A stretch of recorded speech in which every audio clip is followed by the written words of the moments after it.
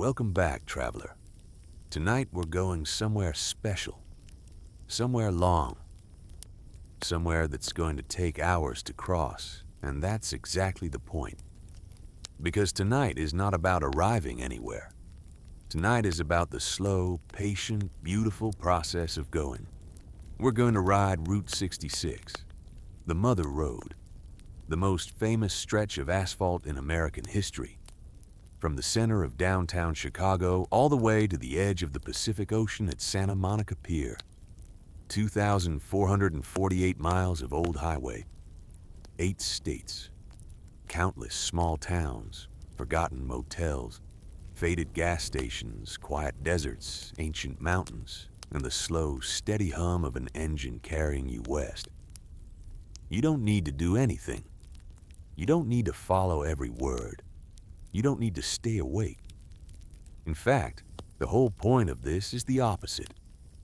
The whole point is to let go, to settle in, to let the road take you somewhere quiet inside yourself, the way long roads always do. So get comfortable. Close your eyes if you'd like. Let your shoulders drop. Let your jaw relax. Let the weight of the day slip off of you bit by bit, the way the miles will slip away beneath the wheels of the bike we're about to ride. There's nothing you need to do tonight, nowhere you need to be, no schedule, no alarm waiting for you in the morning. Just the road, just the slow, gentle turning of the world as we move through it together. Let's begin. Picture this. It's very early morning in Chicago, so early that the city is still mostly asleep. The sky above the skyscrapers is that deep, soft shade of blue that only exists in the hour before dawn. Not quite night anymore, not yet morning. Just the in-between time when the world is quiet and the streets are empty and anything feels possible. You're standing on the corner of Adams Street and Michigan Avenue. This is where Route 66 begins.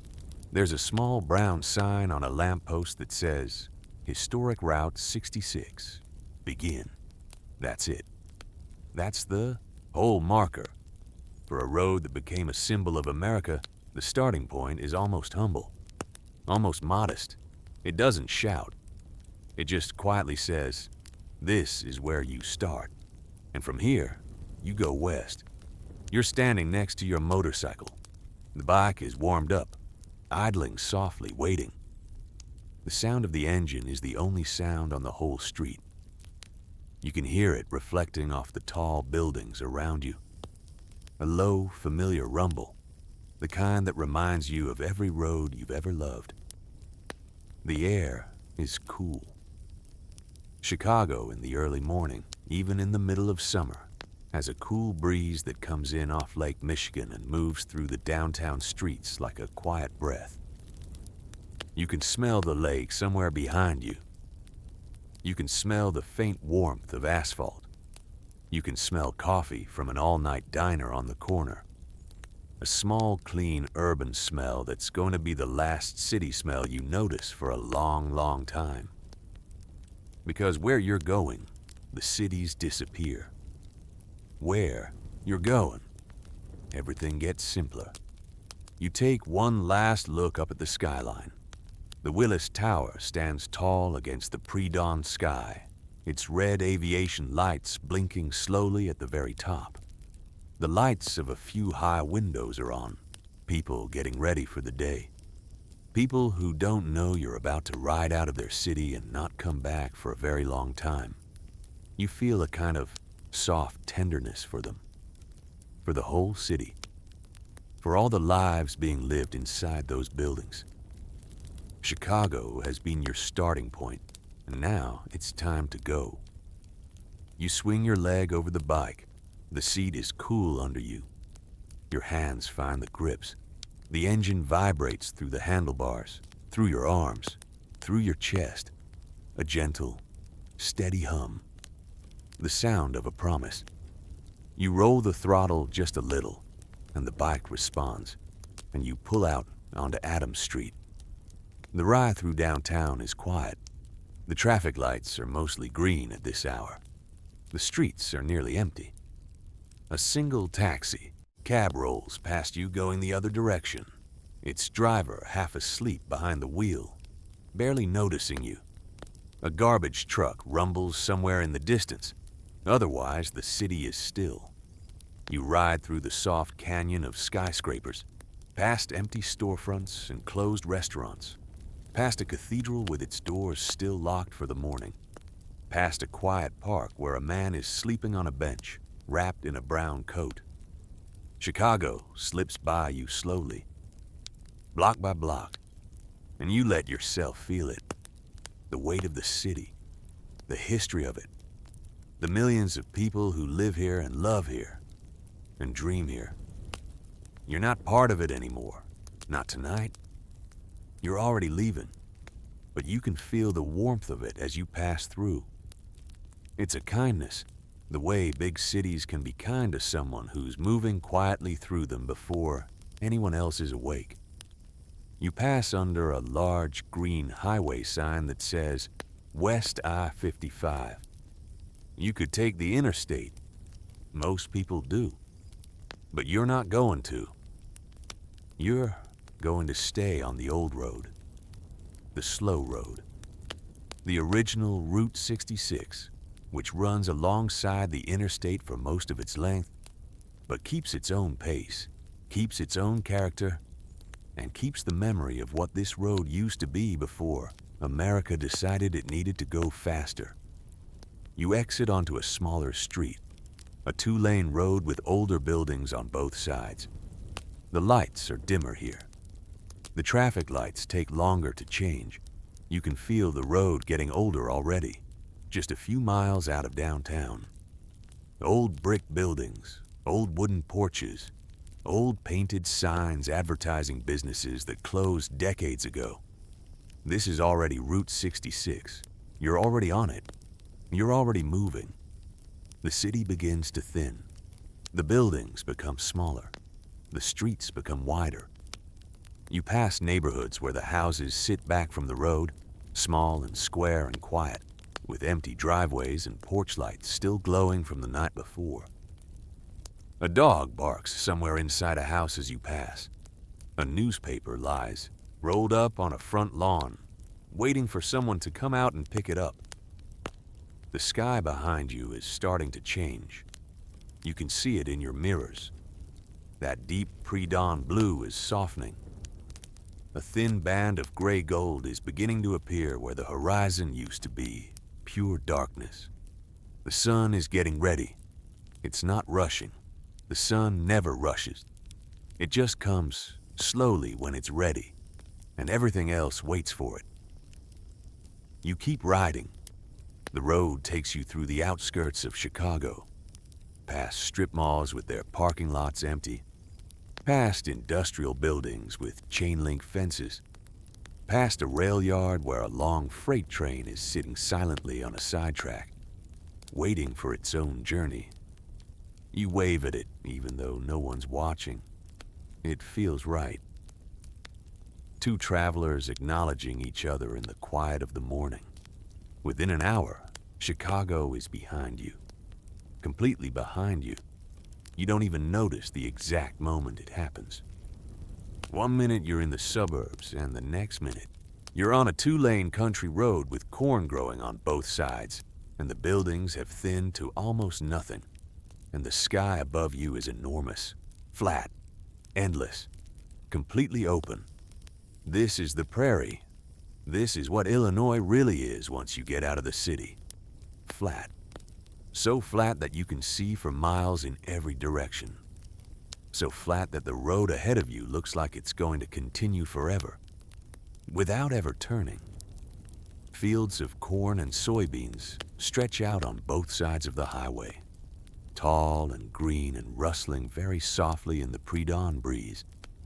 The air smells like earth, like growing things, like summer in a place where summer means something. The sun begins to rise behind you. You can feel it before you can see it. The sky ahead of you, the western sky, the sky you're riding toward, is still that deep, soft blue. but the sky behind you is turning gold. You can see the light creeping into your mirrors, a thin line of warm amber along the horizon. And then a little more, and then a little more, and suddenly the world is being painted in color. The green of the corn becomes brighter. The gold of the wheat fields becomes golder. The gray of the road becomes warm and soft, like the inside of a seashell. You pass your first small Illinois town, just a handful of buildings at a crossroads. A grain elevator rising up above everything else. A single gas station with 2 old pumps. A diner with a hand-lettered sign that says, "Open 5 a.m." The diner's lights are on. You can see the silhouette of the cook inside, moving slowly behind the counter, starting the coffee for the first customers of the day. You smile under your helmet. You think about stopping. You decide to keep going. There will be other diners. There will be other coffee. The morning is long and the road is longer. The town slips past you in less than a minute. Then you're back in the corn, back in the quiet, back in the steady, endless rhythm of the mother road. You ride for another hour without passing anyone.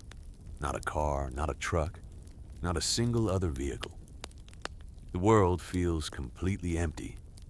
You and the bike and the corn and the slowly rising sun. And somewhere out there ahead of you, the whole rest of the country, waiting to be crossed. It's a big thought. It would be an overwhelming thought if you let yourself think about it too hard.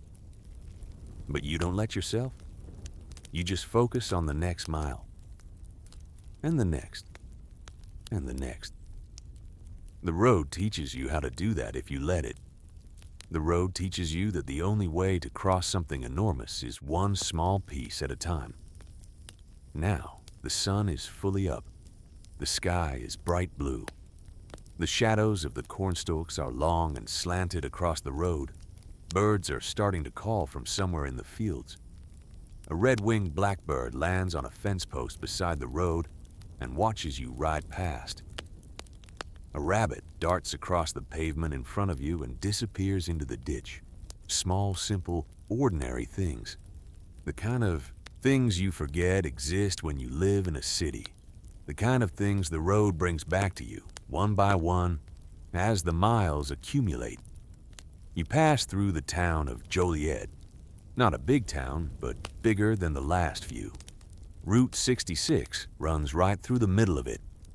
You ride slowly down a street that looks almost exactly the way it looked 50 or 60 years ago. Old 2-story brick buildings with flat roofs. A mural painted on a side wall showing a classic Route 66 scene with old cars and neon signs. A railroad bridge passing over the road. A small local museum with a sign out front that says Route 66 Heritage Center. You don't stop. But you slow down and look. It's worth looking. You think about everyone who has come down this same road before you. The pioneers in their wagons. The farmers fleeing the Dust Bowl in the 1930s, piling everything they owned onto old trucks and driving west toward California in the hope of something better. The soldiers coming home from the Second World War. The families in station wagons on summer vacations in the 1950s and 60s, with kids fighting in the back seat and fathers chain-smoking at the wheel. The hippies in painted vans in the 1970s. The bikers on Harleys and Indians chasing an idea of freedom that only exists on a road like this one. All of them. All of them. Millions of people. Millions of stories. Every single one of them moving through this exact spot, on this exact road, at some point in the last 100 years. And now you're here, adding your own small story to the long history of the Mother Road. It's a humbling thought, and a comforting one. You're not doing this alone. You never were. Every mile you ride tonight is a mile that someone else has ridden before, in their own way. For their own reasons. The road remembers all of them. And tonight, The road will remember you. You leave Joliet behind. The two-lane highway rolls out into the countryside again. More corn, more soybeans. A small creek winds alongside the road for a while, glinting in the morning sun. You see a blue heron standing perfectly still at the water's edge, its long neck bent, its eyes focused on something only it can see. You pass it slowly and it doesn't move. It's used to the road. The road is part of its world too. The road takes you through the small town of Wilmington. There's a famous roadside statue here, an enormous fiberglass Gemini giant, a 28-foot-tall spaceman holding a small rocket, standing outside an old restaurant called the Launching Pad. You've seen pictures of it. It's one of the most famous landmarks on all of Route 66. You ride past it and look up at its faded paint and its outstretched arms. It's weird. It's wonderful. It has no business existing at all, and yet it's been standing there, smiling down on travelers for over 60 years. The world is full of small, strange, beautiful things, if you slow down enough to see them. The sun is higher now. The morning is warming up. You can feel the heat beginning to radiate off the pavement. Not uncomfortable yet, just present. The road is getting its day started. You come to the town of Dwight, another small Illinois town frozen in time along the old highway. There's a beautiful old restored Texaco gas station here, the kind with the angled roof and the tall white columns and the red star logo. It was built in 1933. It stopped selling gas decades ago, but somebody loved it enough to restore it, and now it sits on the corner of the old road like a little museum. A perfect little memory of what gas stations used to look like before everything became convenience stores and plastic. You pull over. You don't need gas. You don't need anything. You just want to stand in front of the old Texaco for a minute and look at it. You shut off the engine. You take off your helmet. The silence is immediate. Just the sound of birds, a flag flapping somewhere nearby, a car passing on a distant road. You walk up to the station and put your hand on the cool white column. You can feel the old paint under your palm. You can imagine a family from 1950 pulling up here in their new Chevy, the father getting out to stretch, the mother fixing her hair in the side mirror, the kids piling out of the back seat and running to the bathroom, an attendant in a clean uniform coming out to pump the gas. Laughter. The sound of a radio playing inside the station. A slice of Americana that barely exists anymore anywhere in the country, except on the old road. You stand there for a long time. You breathe in the morning air. You feel the warmth of the sun on your back, and you feel a deep, quiet happiness settle into you. You're exactly where you want to be. You're doing exactly what you want to be doing. There's nothing else in the whole world you'd rather be doing right now than standing in front of a restored 1933 Texaco station in a tiny Illinois town that most people have never heard of. At 8 in the morning, on the first day of a very long and very slow ride, you put your helmet back on, you start the engine, you pull back onto the road. The next stretch is long and flat and straight. The corn goes on forever. You pass a few small towns, each one almost identical to the last. A grain elevator, a water tower, a few brick buildings, a flag, a church steeple. The towns come and go in a soft rhythm, and you ride through them slowly, never going faster than you need to, never feeling any urge to hurry. The air is getting warmer, not hot yet, just warm. The summer sun is climbing. You can see heat beginning to shimmer faintly on the road ahead of you, where the pavement meets the horizon. A long, slow shimmer that makes the distance look like water. A mirage. The kind of thing you see when you've been riding for a long time on a flat road under a big sun. You pass through the town of Pontiac, another old Route 66 town, this one a little bigger than most. There's a beautiful old courthouse in the middle of the town, square, built out of red sandstone with tall columns, and a clock tower that chimes the hour as you ride past. The sound of the bell follows you out of town. You can hear it long after you've left, fading slowly into the distance behind you. The road continues south. Illinois seems to go on forever. You ride for hours. You pass through Lincoln, a town named after the president who was a lawyer here before he ran for office. You pass through Atlanta, a tiny Illinois town, not the famous one in Georgia with another fiberglass giant standing outside an old service station, this one holding a giant hot dog. You pass through Elkhart and Williamsville and Sherman, each one small, each one quiet, each one a little piece of the Mother Road's long story. Eventually, you reach Springfield, the capital of Illinois, the town where Abraham Lincoln lived and worked and is buried. Route 66 runs right through it. You ride down the old road past restored diners and motels, past the Cozy Dog, drive-in where a man named Ed Waldmeyer invented the corn dog back in 1946. He called them Cozy Dogs because his wife thought that sounded more romantic than the original name he had come up with. You smile under your helmet. You love these little stories. Every mile of this road has them. You keep going. The road takes you past Springfield and out into more open country. The land is changing a little now. Still flat, but with more trees, more small rolling hills. The Mississippi River is getting closer, and you can feel it in the shape of the land, the way the countryside is preparing to meet the water. By late morning, you reach the edge of the river. The Mississippi, the biggest river in America, a slow, wide, brown ribbon of water moving quietly through the center of the continent. You cross it on the Chain of Rocks Bridge, the original Route 66 crossing, now closed to cars but open for pedestrians and bicycles. The bridge itself is beautiful, if a little strange. It has a famous 22-degree bend in the middle, built that way because of limestone formations in the riverbed that the engineers couldn't remove. So the bridge just bends. It accommodates the earth instead of fighting it.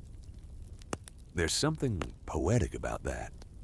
You pull over near the bridge. You stand at the railing and look at the river. The water is moving slowly. The current is steady. You can see barges far downstream heading south toward New Orleans, and you watch them for a while. The river has been here for millions of years. It was here before the Mother Road. It was here before any of the towns. It was here before anyone on this continent had ever heard of Illinois or Missouri or Route 66. The river will still be here long after all of it is gone. There's comfort in that. A deep, quiet comfort.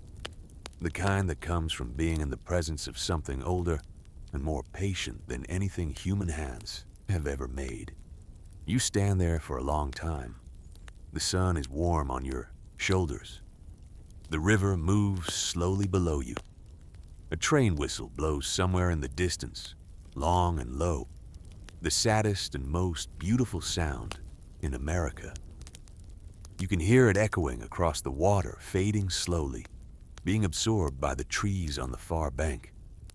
You take one last breath of the Illinois air, and then you walk back to your bike. You put on your helmet. You start the engine. You roll forward slowly and you cross the bridge, and you cross the river, and you enter Missouri, the second state of the 8, and the slow, long, beautiful journey continues. Just rest now. The Mississippi is behind you. The road is ahead. Missouri is waiting with its rolling hills and its old caves and its Ozark forests and its small, sleepy towns and its long, slow afternoons. Let the engine hum you deeper. Let the road carry you. Let the memory of the Illinois prairie settle into the quiet place inside you where the best things always settle. You rode well today. You rode slowly. You rode with your whole attention, and the Mother Road is grateful that you came. Part dues. Missouri, St. Louis to Joplin. If you're still with me, let the ride continue. And if you've already drifted, that's good too. The road doesn't mind. The road just keeps going, patiently, at the same slow pace it always keeps, whether anyone is paying attention or not. That's one of the things the Mother Road teaches you. Nothing needs to be rushed. Nothing needs to be watched. Everything just unfolds at its own speed. And all you have to do is be present for as much of it as you can. You're in Missouri now, the second state. The old bridge is behind you, and the Mississippi River is behind you, and the long, flat farmlands of Illinois are behind you.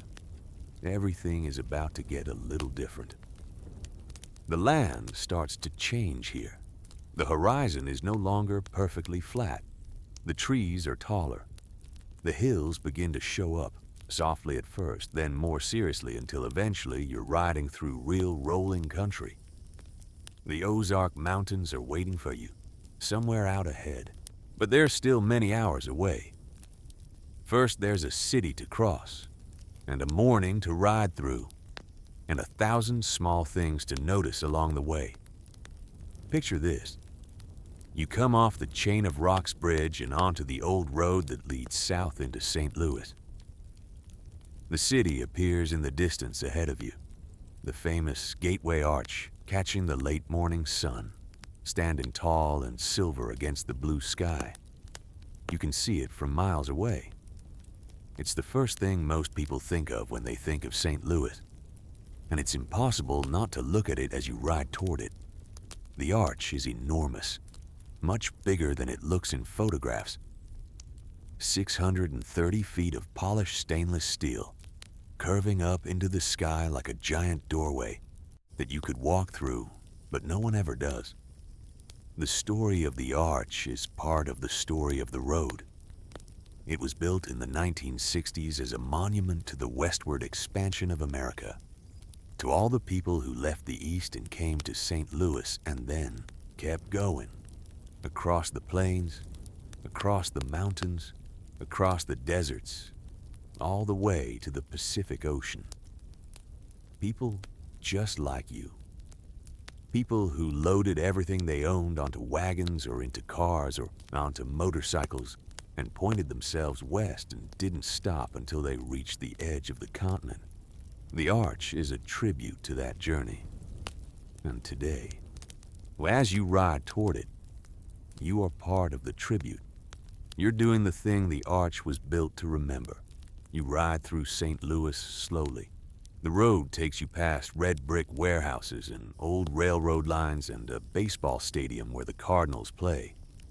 You pass neighborhoods with tall, shady trees and old houses with wraparound porches. You pass a famous old custard stand called Ted Drew's that's been there since 1930. And even at this early hour, there's already a line of people waiting to order. You smile under your helmet. You could stop. You could get a frozen custard for breakfast. But the road is calling and you keep going. St. Louis fades behind you. The road takes you through the suburbs and out into the countryside west of the city. And now you can really feel the change. The flat prairie is gone. The land is rolling now. Low hills covered in oak and hickory trees. Small valleys with creeks running through them. Old farmhouses set back from the road, surrounded by pastures where black cows stand chewing slowly in the mid-morning sun. This is a different kind of country. Quieter, older, more folded. The soil here has a reddish tint that you didn't see in Illinois. The air smells a little different too, like oak leaves and damp earth, and wildflowers growing in the ditches beside the road. You ride for a long time through this rolling Missouri countryside. The road bends gently now. It follows the shape of the land instead of fighting it. Every few miles there's a soft rise. and then a soft fall, and then another soft rise. Your body settles into the rhythm. You don't have to do anything. You just let the bike find its line. The curves are gentle. The grades are easy. The road is taking care of you the way old roads do. You pass through the small town of Eureka, then Pacific, then Stanton, each one a little cluster of buildings along the old highway, each one slower than the last, each one holding on to a little piece of what the road used to be. There are old motels here with their neon signs still intact, faded but still beautiful. The Delta Motel, the Sunset Motel, the Wagon Wheel Motel. Names from another time. Names that sound like songs you half remember from a childhood you never had. You come to the town of Stanton, and right off the highway, you see a sign for Merrimack Caverns. The caves have been here for millions of years, deep under the Missouri hills. They're full of slow, patient limestone formations, stalactites and stalagmites that have been growing drop by drop, inch by inch, for longer than humans have existed. The cave was used as a hideout by the outlaw Jesse James and his gang in the 1870s. The cool underground air was a refuge from the heat of summer, and the twisting passages were impossible for the law to track. You don't stop at the caves today, but you think about them as you ride past. You think about all that darkness, all that patience, all those minerals slowly dripping from the ceiling, forming shapes that no one will ever see if they don't come looking. The hills get a little bigger. The trees get a little thicker. You're entering the Missouri Ozarks now. Not the deep Ozarks yet, but the very first folds of them. The road climbs gently, then descends gently, then climbs again.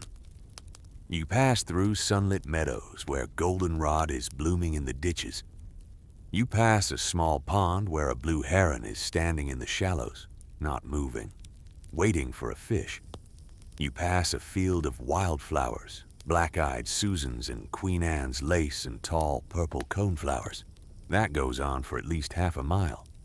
One of those unexpected moments of beauty that the road gives you when you're not expecting it. You slow down. You ride through the middle of it at maybe 25 miles an hour. The flowers lean gently in the wake of your bike, and the air around you smells sweet and soft.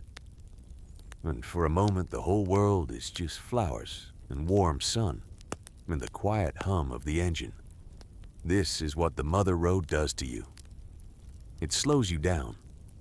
It gives you these moments. It asks nothing of you except that you be present for them.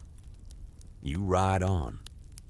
The road takes you through a long valley with low hills on both sides. A train track runs parallel to the road for a few miles, and sure enough, a train comes along eventually.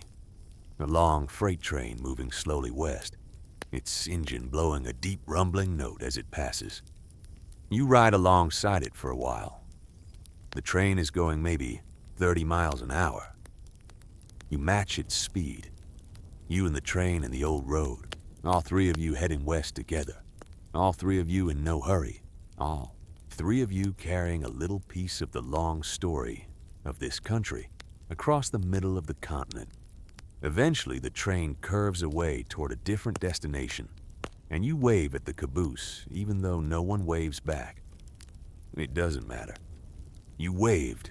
That's enough. The sun is high now. The shadows are short. The heat is building on the pavement. You can feel it through your jacket and your gloves and your boots. It's not unbearable, but it's real. This is summer in Missouri. This is what the Mother Road feels like in July. And you don't mind. You welcome it. The heat is part of the experience. The sweat on your forehead under your helmet is part of the experience. The long, slow, patient absorption of the day into your body and your bones is part of the experience. You come to the town of Cuba.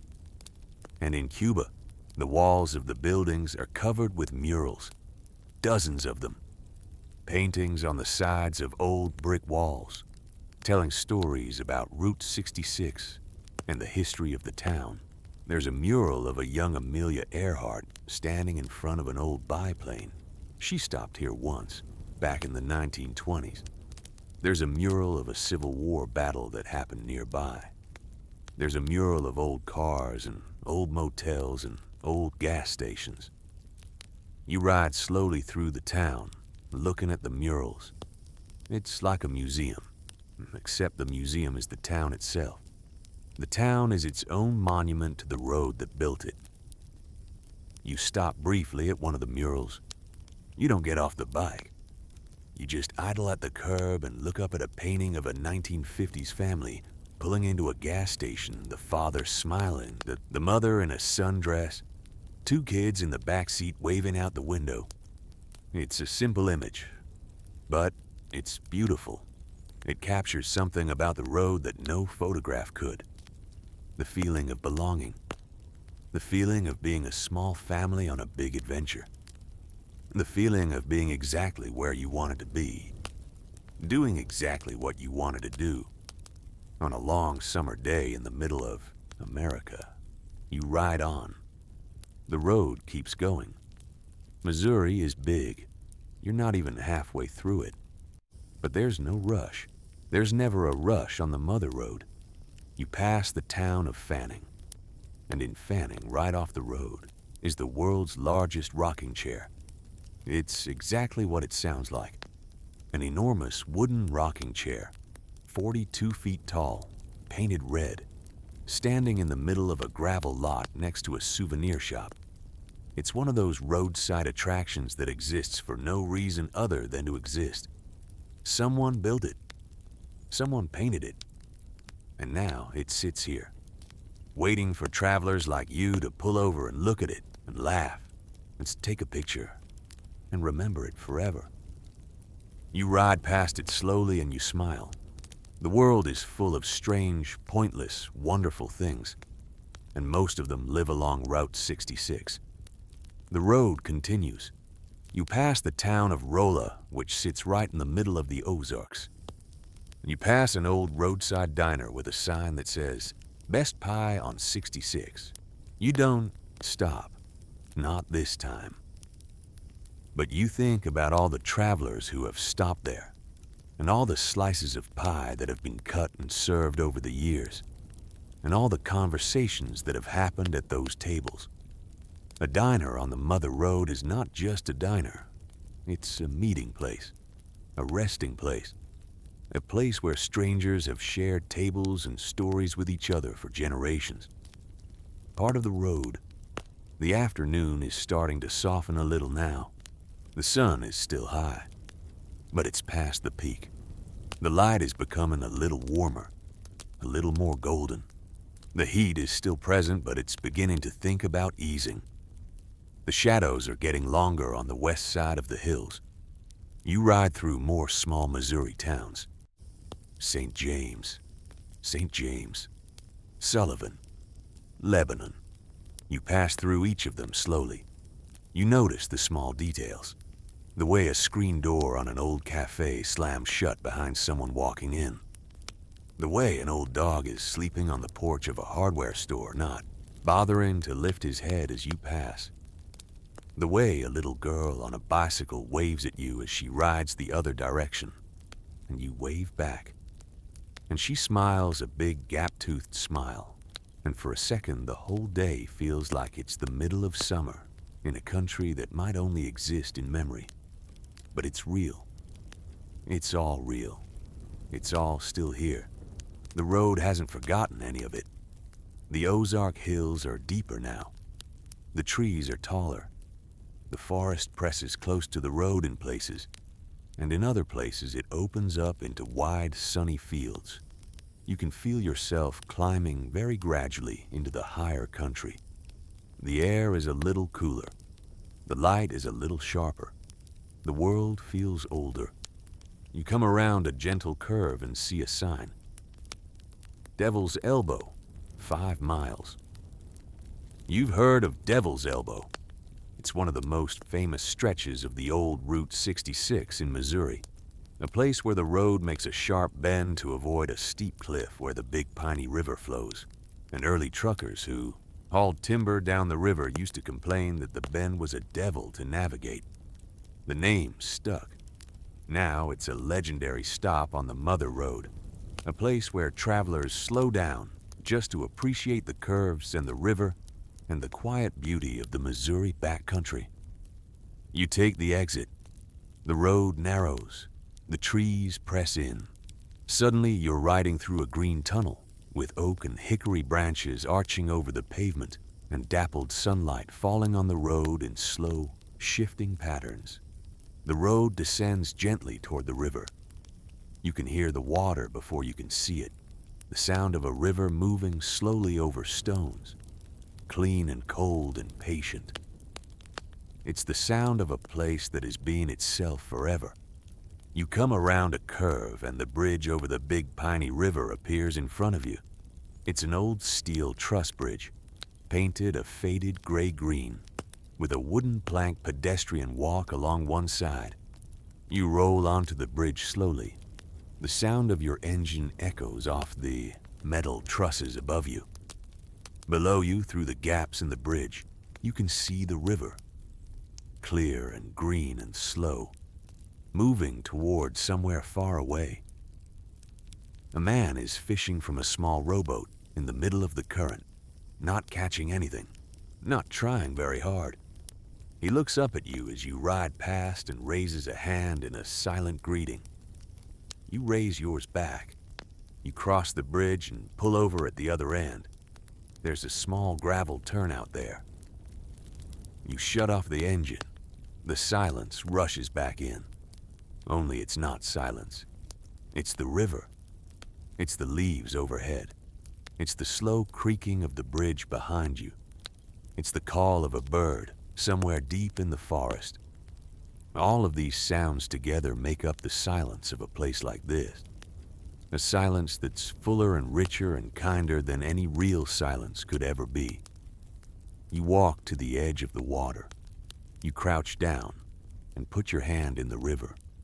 The water is cold, surprisingly cold for a summer day. It flows around your fingers, and you can feel the steady, unhurried pressure of the current.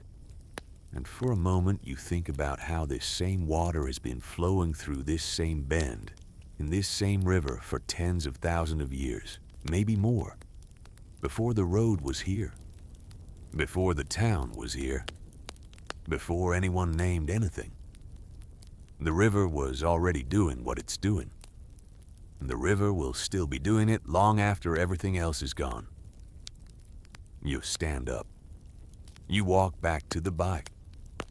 You stand next to it for a few minutes without starting the engine. You just breathe. You just look at the river and the bridge and the trees. You feel the warmth of the sun on your arms. You feel the slow, patient heartbeat of the afternoon. And you feel something settle inside you. Something that maybe you didn't even know was unsettled. Some old tension in your shoulders. Some tightness in the back of your neck. All of it loosening. All of it letting go. The road is doing its work. The road is changing you 1 mile at a time in ways you won't fully understand until much later. You get back on the bike. You start the engine. You pull back out onto the old 2-lane highway that leads away from Devil's Elbow and back into the rolling Ozarks. The afternoon light is getting warmer, more amber. The shadows are longer. The day is starting to turn toward evening. You ride through more small towns. Waynesville, Buckhorn, Lakey, Ozark. The names themselves sound like poetry. They sound like places that couldn't exist anywhere else. You let them roll around in your head as you ride. Waynesville, Buckhorn, Lakey, Ozark. A kind of rhythm, a kind of song. The hills are getting gentler again. The road is flattening out a little. You're coming down out of the deepest Ozarks and into the softer, more open country of western Missouri. The farms start to come back. Pastures with cattle, fields of hay that have been recently cut and left in long windrows to dry. A tractor parked at the edge of a field, silhouetted against the afternoon sky. The farmer probably sitting in a kitchen somewhere having a late lunch and a cup of coffee. You pass through Lebanon, and then Conway, and then Marshfield, and eventually, as the sun starts to drop toward the west, you come to Springfield, the birthplace of Route 66, the city where, back in 1926, two men named John T. Woodruff and Cyrus Avery sent a telegram to Washington proposing that the new highway linking Chicago to Los Angeles be numbered 66. The number was approved.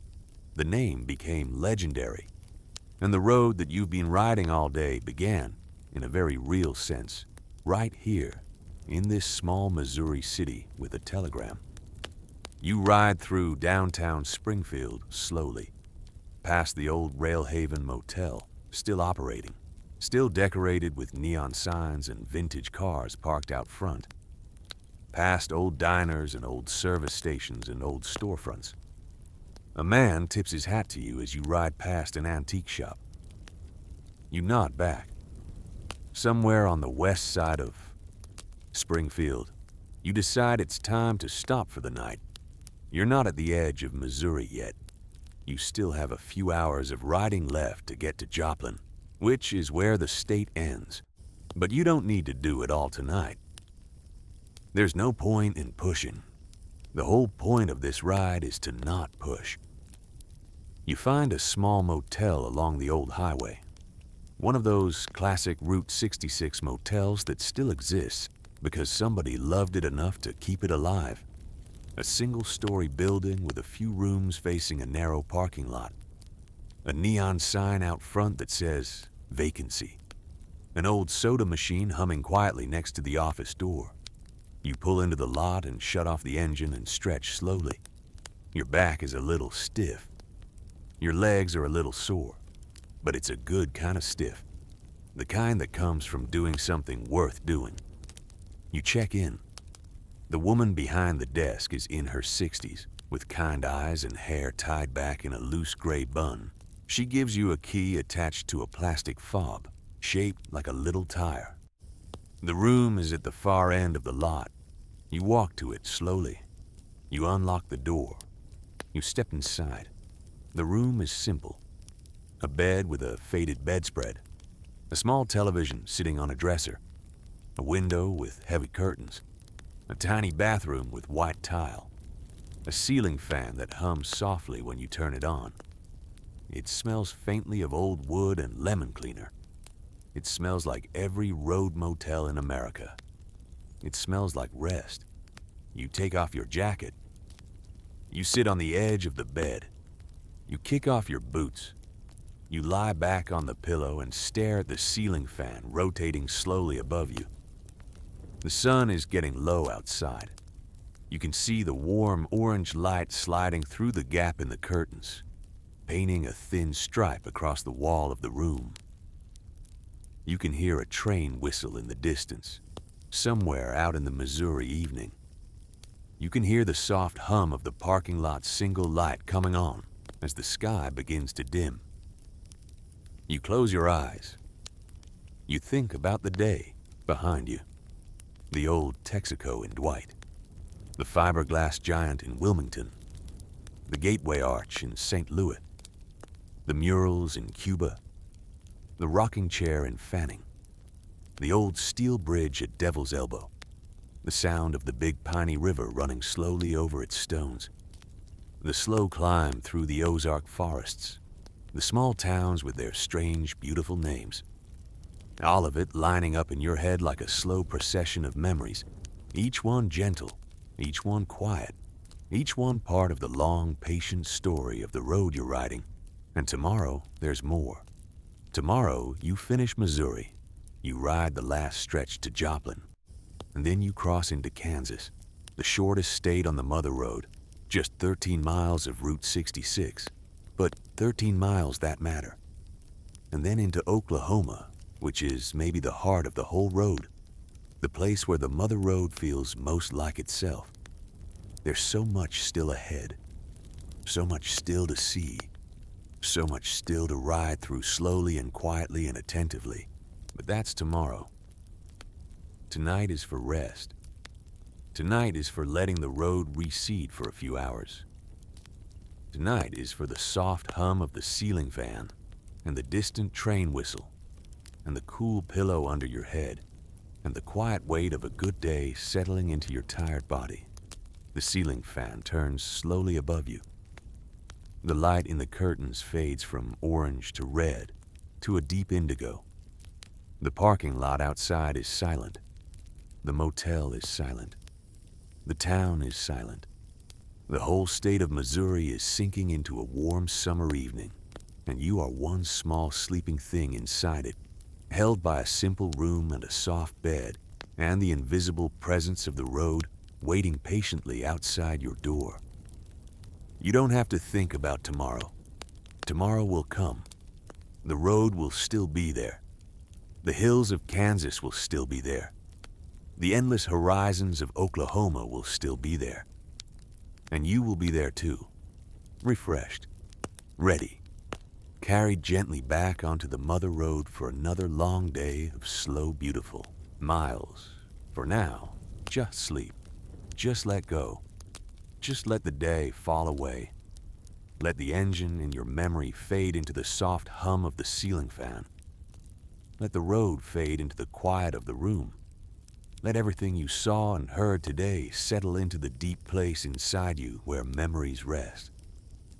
The mother road is patient. The mother road has been here for 100 years. The mother road will wait. Sleep well, traveler. Missouri is almost behind you, and tomorrow, the long, quiet heart of the country is waiting. If you're still with me, that's beautiful. And if you drifted off somewhere in the Missouri hills last night, that's exactly what we hope for. The road doesn't mind at all. The road simply keeps being the road. And when you're ready to come back to it, it'll be there, waiting, patient as always, with another long, quiet day of slow miles unfolding ahead of you. Let the ride continue. Picture this. It's very early morning in western Missouri. You're in that small motel room where you fell asleep last night. The light coming through the curtains is soft and gray, the way it is just before sunrise.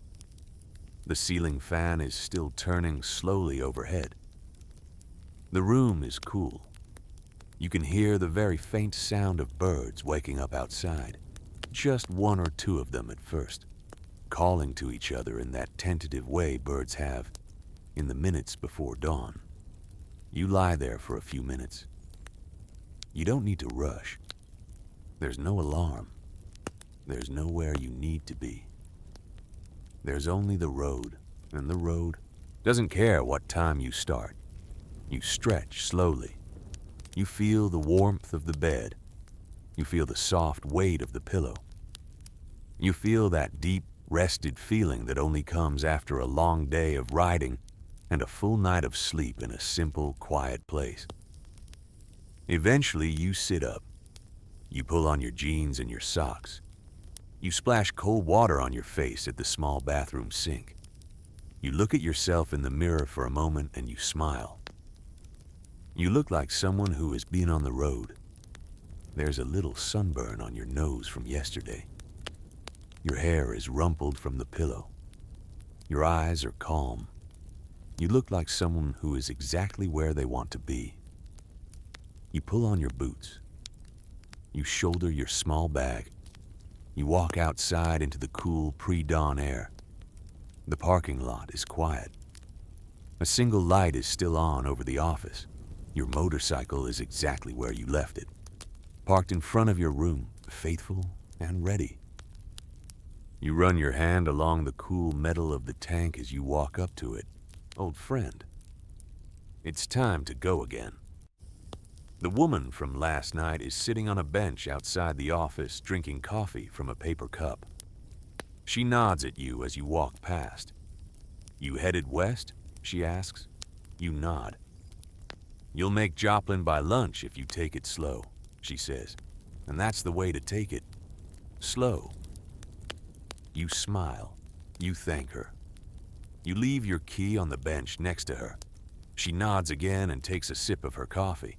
She's seen thousands of riders come through this motel over the years. You're just one more in a long, slow procession of people chasing the road west. She's part of it, and you're part of it.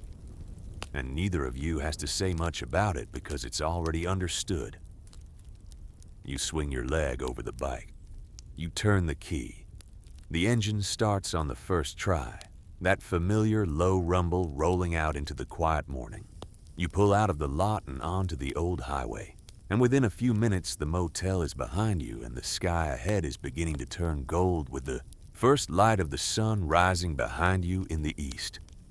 The ride this morning is gentle.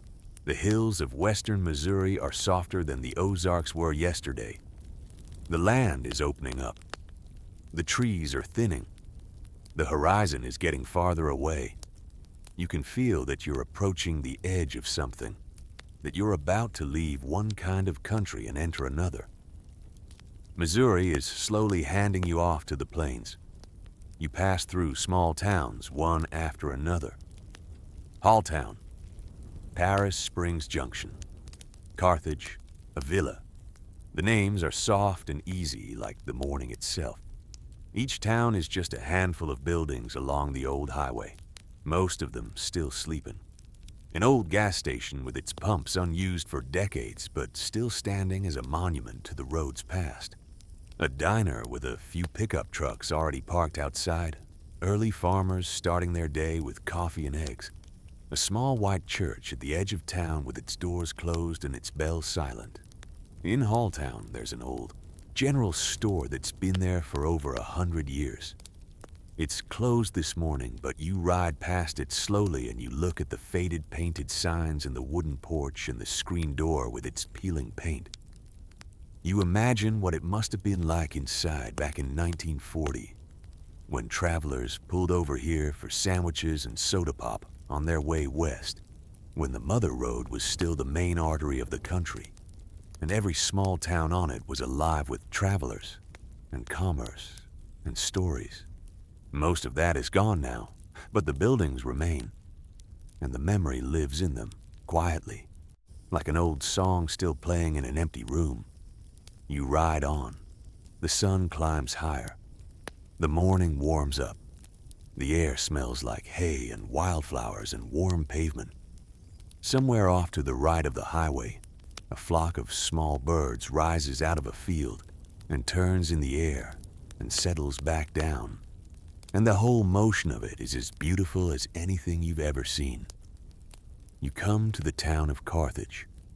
This is a bigger town with an old limestone courthouse in the center square. A huge building with a tall clock tower, built in the 1890s, still standing proud in the middle of the town, like a promise that has been kept. You ride around the square slowly.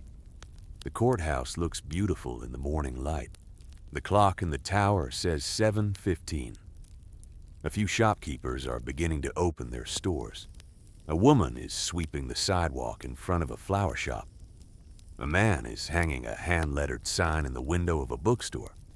The town is waking up gently, the way small towns do, without any rush, without any urgency, because small towns know that the day is long and there's time for everything. You leave Carthage and keep riding west. The road takes you through more rolling green country, and then slowly, the country begins to flatten out again. Missouri is handing you off to something new. You can feel it in your body. You can feel the air changing. You can see the sky getting larger above you. And then you come to Joplin. Joplin is the last town in Missouri on Route 66. It's a former mining town built on zinc and lead, and for a long time it was one of the most important stops on the whole Mother Road.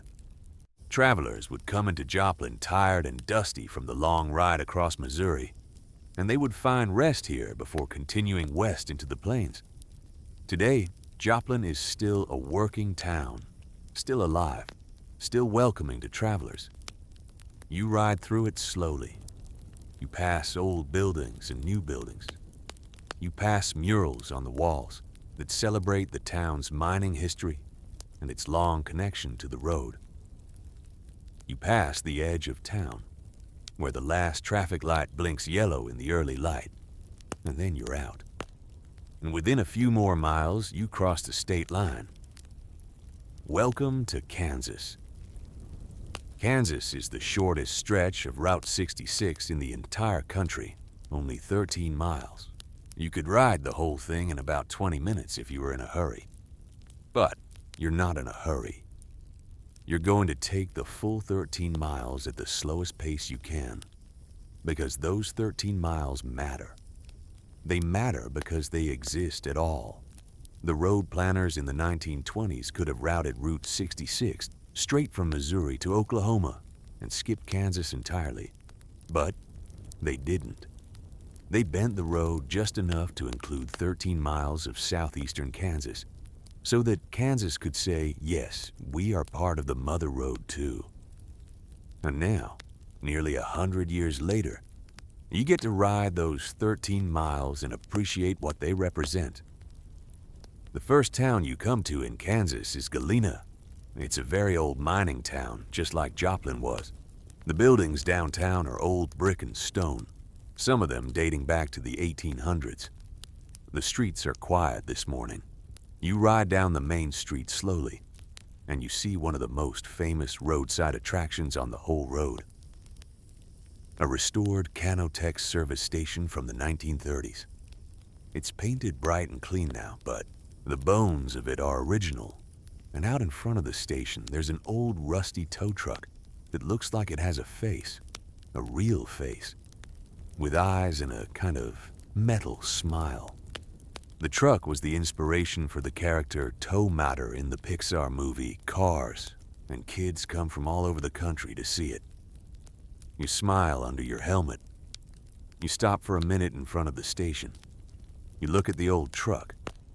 Its eyes are painted on the windshield. Its smile is two mismatched bumpers. It's one of the strangest and most wonderful things you've ever seen by the side of a road. You ride on. The land opens up. You can already feel the plains beginning. The trees are spacing themselves out more. The horizon is stretching further. A few fields of wheat begin to appear, tall and gold and gently waving. You pass through the small town of Riverton, which is mostly just a bend in the road. And then, just before you cross into Oklahoma, you come to the Rainbow Curve Bridge, a beautiful old concrete bridge from 1923, shaped like a gentle arch, painted white, crossing a small creek. It's the only bridge of its kind left on Route 66. It's been here for over 100 years. And today, quietly, without any ceremony, you ride across it. Your tires hum on the old concrete. The white railings pass by on both sides. The creek sparkles below you in the morning sun. And just like that, you're past the bridge and at the edge of Kansas and crossing the state line into Oklahoma. Welcome to Oklahoma. Oklahoma has more miles of Route 66 than any other state, over 400 miles. And for many people who love this road, Oklahoma is the heart of it, the deepest, quietest, most authentic stretch of the whole thing. If Route 66 had a soul, it would live somewhere in Oklahoma. Between the rolling hills of the east and the long, flat plains of the west, Oklahoma gives you everything the Mother Road is about. Small towns, big skies, old diners, empty horizons, the slow, patient feeling of being deep inside the country. The first town you come to in Oklahoma is Quapaw, then Commerce, which is where the famous baseball player Mickey Mantle grew up, then Miami, which is pronounced Miami here, not like the city in Florida. Each of these towns is small and quiet. Each of them has a few old brick buildings, a few churches, a few old signs painted on walls. Each of them is still very much itself, still holding on to its own story, still waving slowly at the travelers who come through. You slow down in Miami because there's something here you want to see. An old theater called the Coleman Theater, built in 1929. It's a huge, beautiful building in the middle of the town, Spanish Revival style, with tall arches and ornate tile work and a grand lobby inside. You don't go in. It's too early, and besides, the sign says it won't open until afternoon. But you sit on your bike in front of it for a minute and you look up at it. The sun is just starting to warm the facade, turning the pale stone a soft gold. It's the kind of building that shouldn't be in a small town in Oklahoma, but it is, and it has been for almost 100 years. A small miracle in a quiet place. You ride on. The road takes you out of Miami and into the rolling countryside of northeastern Oklahoma. You pass through a stretch where the road is made of original red bricks from the 1920s. A short section of it has been preserved exactly the way it was when Route 66 was first built. You slow down to about 10 miles an hour and let the bike roll over the old bricks. You can feel every brick through the frame of the motorcycle. A soft, steady thump, thump, thump, thump that's almost musical. Your tires hum a different sound here.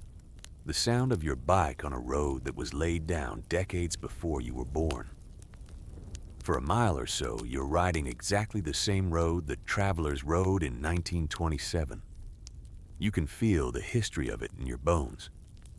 The land here is soft and green, low hills, wide pastures, cattle grazing slowly in the fields, barns standing alone in the middle of open land, their red paint faded by the sun, old grain silos rising out of the plains like small towers. Everything is quiet. Everything is unhurried. The morning feels like it's been going on forever and will keep going on forever. You come to the town of Afton, and then Veneta, and then Chelsea. Each town smaller than the last, each town quieter than the last, each town seeming to lean a little more toward the past than the present.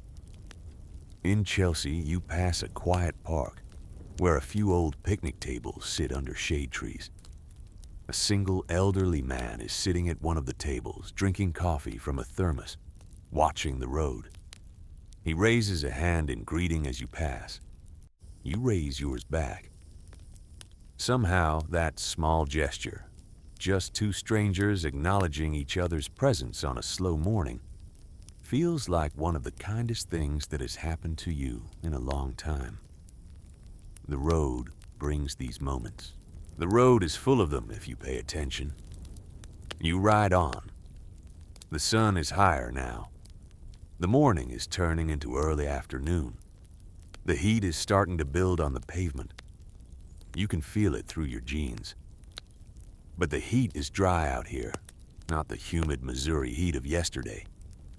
It's the dry heat of the plains. It's a heat that feels clean somehow, like sunlight in its purest form. You come to the town of Claremore, which is where Will Rogers was born. Will Rogers, the famous cowboy humorist, one of the most beloved Americans of the early 20th century, who once said that he never met a man he didn't like. There's a museum here in his honor, set on a hill above the town, with his statue standing tall out front. You ride past the museum slowly and you think about all the people like Will Rogers who came out of these small Oklahoma towns. People who had nothing except kindness and a sense of humor and a steady connection to the land. People who loved the road and loved the sky and loved the slow, quiet rhythm of small-town life. Oklahoma has produced a lot of those kinds of people. The land shapes them. The long skies shape them. The old roads shape them. You ride on. Catoosa is the next town.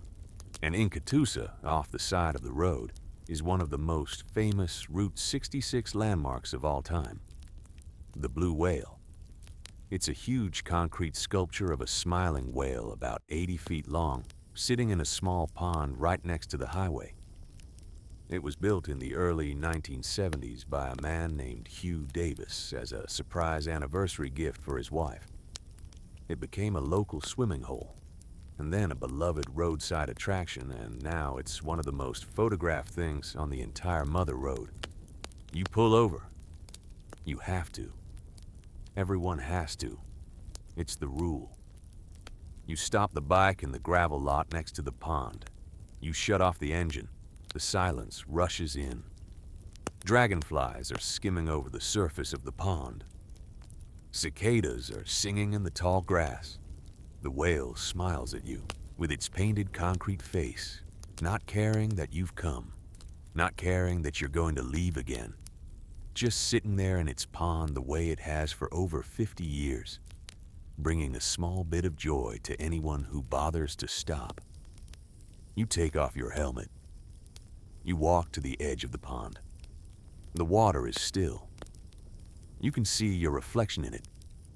A person standing in the shade of an old whale on a long road in the middle of the American summer.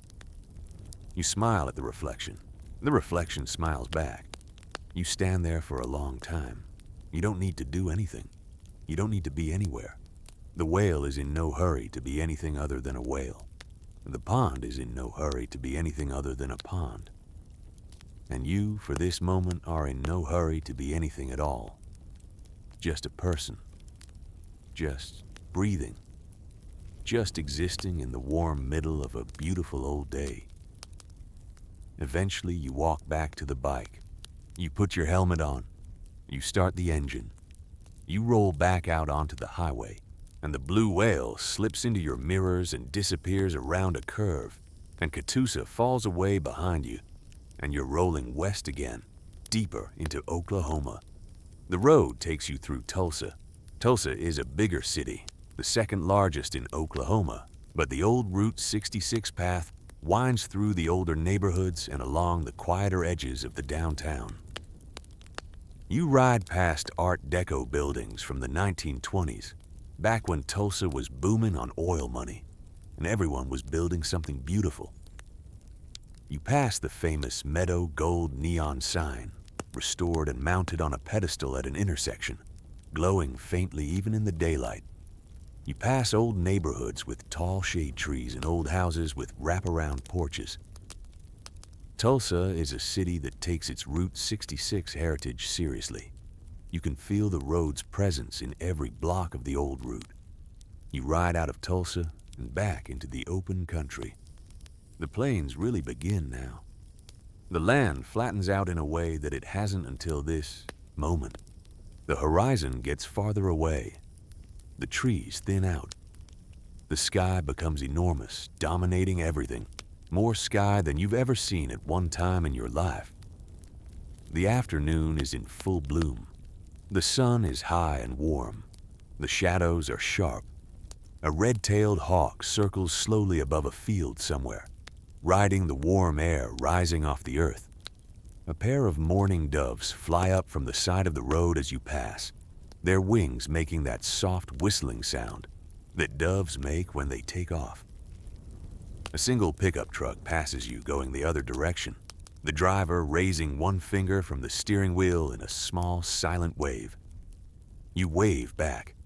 You come to the town of Sapulpa, then Kellyville, then Bristow, then Stroud. Each one is small. Each one is quiet. Each one is exactly what it has always been. In Stroud, there's a famous old roadhouse called the Rock Cafe. It's been here since 1939. Built out of local sandstone, served generations of travelers. It was the inspiration for the character Sally in the Pixar movie Cars, too. This whole stretch of the Mother Road ended up being the inspiration for that movie. And you can see why. Every town, every diner, every gas station, every motel feels like something out of another time. Something that should only exist in stories. But here it all is, still real, still standing, still running, still welcoming travelers after almost a century. You don't stop at the Rock Cafe, not this afternoon. The day is long and the road keeps going. But you ride past it slowly and you think about stopping tomorrow, or maybe the next day, or maybe someday in the far future when you find yourself back here on another long ride, moving west again. Always west, the way the road wants you to. The afternoon is starting to soften now. The sun is drifting down toward the west, toward exactly the direction you're going. The light is getting warmer and more amber. The shadows are getting longer. You can feel the day beginning to turn. You come to the town of Chandler, and then to Arcadia. And in Arcadia, you see one of the most wonderful buildings in all of Oklahoma, the Round Barn. It's exactly what it sounds like, a huge, perfectly round barn made of wood, built in 1898, painted a faded red. It sits right next to the old Route 66 highway, and it has been sitting there for over 125 years. Nobody ever built another round barn like it. Nobody ever will. It's a unique thing, made by unique people, in a unique time. And the fact that it's still standing, still being loved, still open to travelers who want to come inside and marvel at it, is a small, quiet miracle. You pull over. You walk up to the barn. The door is open. You step inside. The ceiling is enormous and curved, all wooden beams fitted together in a way that seems impossible. The sunlight from the small windows falls in golden shafts onto the wooden floor. It's quiet inside. You can hear the soft creaks of the old wood settling in the summer heat. You can smell the faint smell of hay, and old timber and sun-baked earth. There's nobody else here, just you and the barn, and the slow afternoon light. You stand in the middle of the round floor and you look up. The beams of the ceiling meet at a single point high above you, like the inside of a wooden umbrella. It's beautiful. It's more beautiful than any building needs to be. Somebody built this 125 years ago because they wanted to make something beautiful. And because they wanted to make something beautiful, it's still here. You think about that for a while. You think about how most of the best things in the world got made, not because anyone needed them, but because someone decided to make them anyway.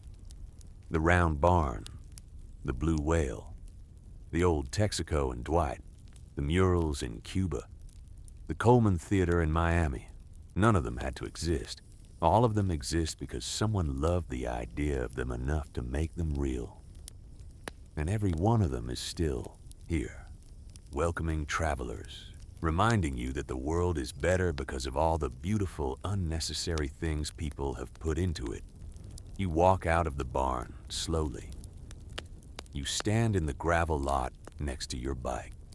You take a deep breath of the warm afternoon air. You can smell hay from a nearby field. You can smell the faint metallic warmth of the bike's engine cooling in the shade. You get back on, you start the engine, and you roll west again. The road takes you past Arcadia and on toward Oklahoma City. The afternoon light is deepening now. The sky ahead of you is starting to show the first soft hints of gold. You're going to make it into Oklahoma City by evening. You're going to find a quiet old motel on the western side of the city. You're going to park your bike outside your room and walk inside and let the day end, slowly and gently, the way all good days end on the Mother Road. But for now, you just ride. You ride through the soft, late afternoon air. You ride past cattle and barns and grain elevators and small creeks and old houses with faded paint. You ride with the sun warming your left arm through your jacket and a light breeze cooling your face beneath your helmet. You think about how far you've come. Chicago feels like 100 years ago already. St. Louis feels like a dream you had once. The Ozarks feel like a story someone else told you. The whole Mother Road has a way of compressing time. You've been on it for less than 2 days, and already it feels like you've been riding forever. In the best possible way. In the way that makes the world feel slow and deep and full. And you think about how much is still ahead. The whole long, slow sweep of western Oklahoma. The Texas Panhandle. The red deserts of New Mexico. The high mountains of Arizona. The Mojave. And finally California and the Pacific. You have days and days of this ahead. Days of slow miles. Days of open skies. Days of small towns and faded signs and good people and old stories. But you don't have to think about any of it right now. Right now, you just ride. Right now, you just let the bike carry you. Right now, you just breathe in the warm Oklahoma afternoon and let everything else fall away. The hum of the engine is steady. The road is smooth. The light is kind. Your shoulders are loose. Your breath is calm. Your mind is quiet. You are exactly where you should be. You are doing exactly what you should be doing. The Mother Road has been good to you today. The Mother Road will be good to you tomorrow, too. Let yourself drift, traveler. Let the sound of the engine carry you into the soft evening. Let Oklahoma hold you gently. Let the slow, patient heartbeat of the plains settle into your own heartbeat until you can't tell them apart anymore. You rode well today. You rode slowly. You rode with your whole heart. And the Mother Road is grateful that you came. Sleep gently, traveler. The plains are only getting bigger from here. Part Quattro. Texas Panhandle. The endless plains. If you're still drifting somewhere between Oklahoma and sleep, stay there. That's the perfect place to be. And if you've already fallen deep into the quiet, even better. The road doesn't need you to follow every word. The road just needs you to let it carry you. And tonight, the road is taking you into the biggest, widest, most patient stretch of country you have seen yet. We're going into Texas. Not all of Texas, just the very top of it. The part everyone calls the Panhandle, a long rectangle of land at the very top of the state, where the plains stretch out in every direction, and the sky is so enormous that it can almost swallow you. Route 66 crosses the Texas Panhandle for 178 miles. 178 miles of the flattest, longest, quietest country you have ever seen. And tonight, we're going to ride it slowly. Picture this. It's early morning, a day or two after we left Oklahoma City. You've slept well somewhere on the western edge of the city, in another small motel that looked almost identical to the one in Missouri. A bed, a ceiling fan, heavy curtains, a parking lot with just your bike and a few pickup trucks. Another quiet night in a long, quiet journey. You wake up before the sun. You always wake up before the sun now. The road has taught you to love the early hours, the hours when the world is still cool, and still dim and still completely yours. You pull on your clothes slowly. You splash water on your face. You step outside into the pre-dawn air, and you feel the difference immediately. The air is drier than it was in Oklahoma, cleaner, sharper. There's something in it that smells like open land and distant things. You can feel that the country has changed while you were sleeping. You're deeper into the west now. You can taste it. You start the bike. The engine sounds clean in the cool air. You pull out of the motel lot and back onto the old road. The sky ahead of you is still dark. The sky behind you is beginning to turn gray-gold, and the road stretches out toward the horizon in a long, straight, perfect line. Oklahoma doesn't end right away. You have another hour or so of Oklahoma before you reach the state line. You ride through the small towns one after another.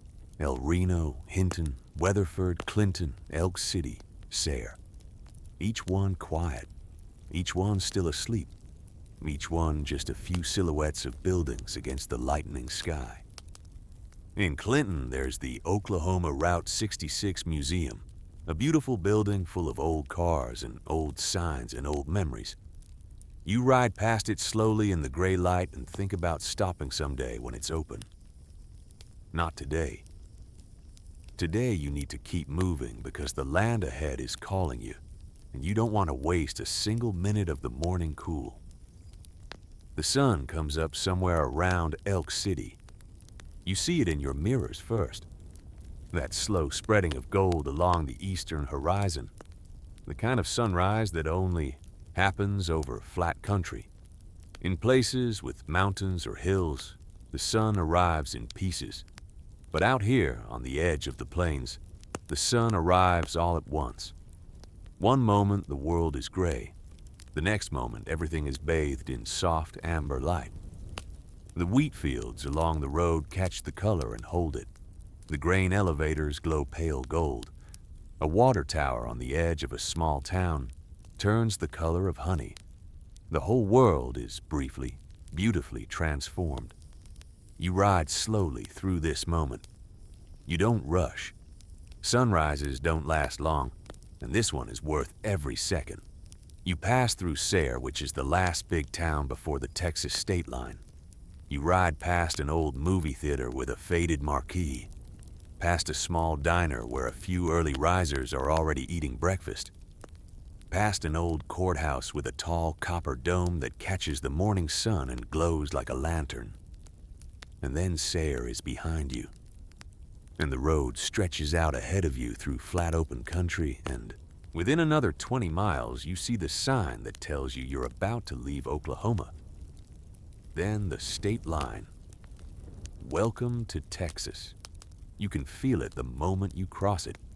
The land opens up even more than it already had. The horizon pushes back even further. The sky becomes somehow even bigger. The first town in Texas is Shamrock, named by an Irish immigrant who settled here 100 years ago.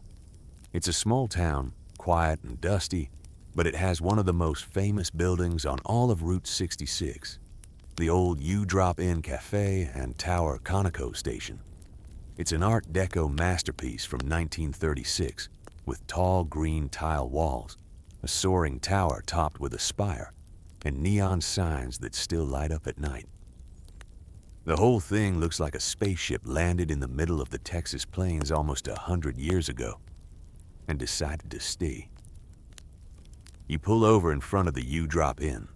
The lot is empty this early. The neon isn't lit up. It only comes on at night. But even in the morning sun, the building is beautiful.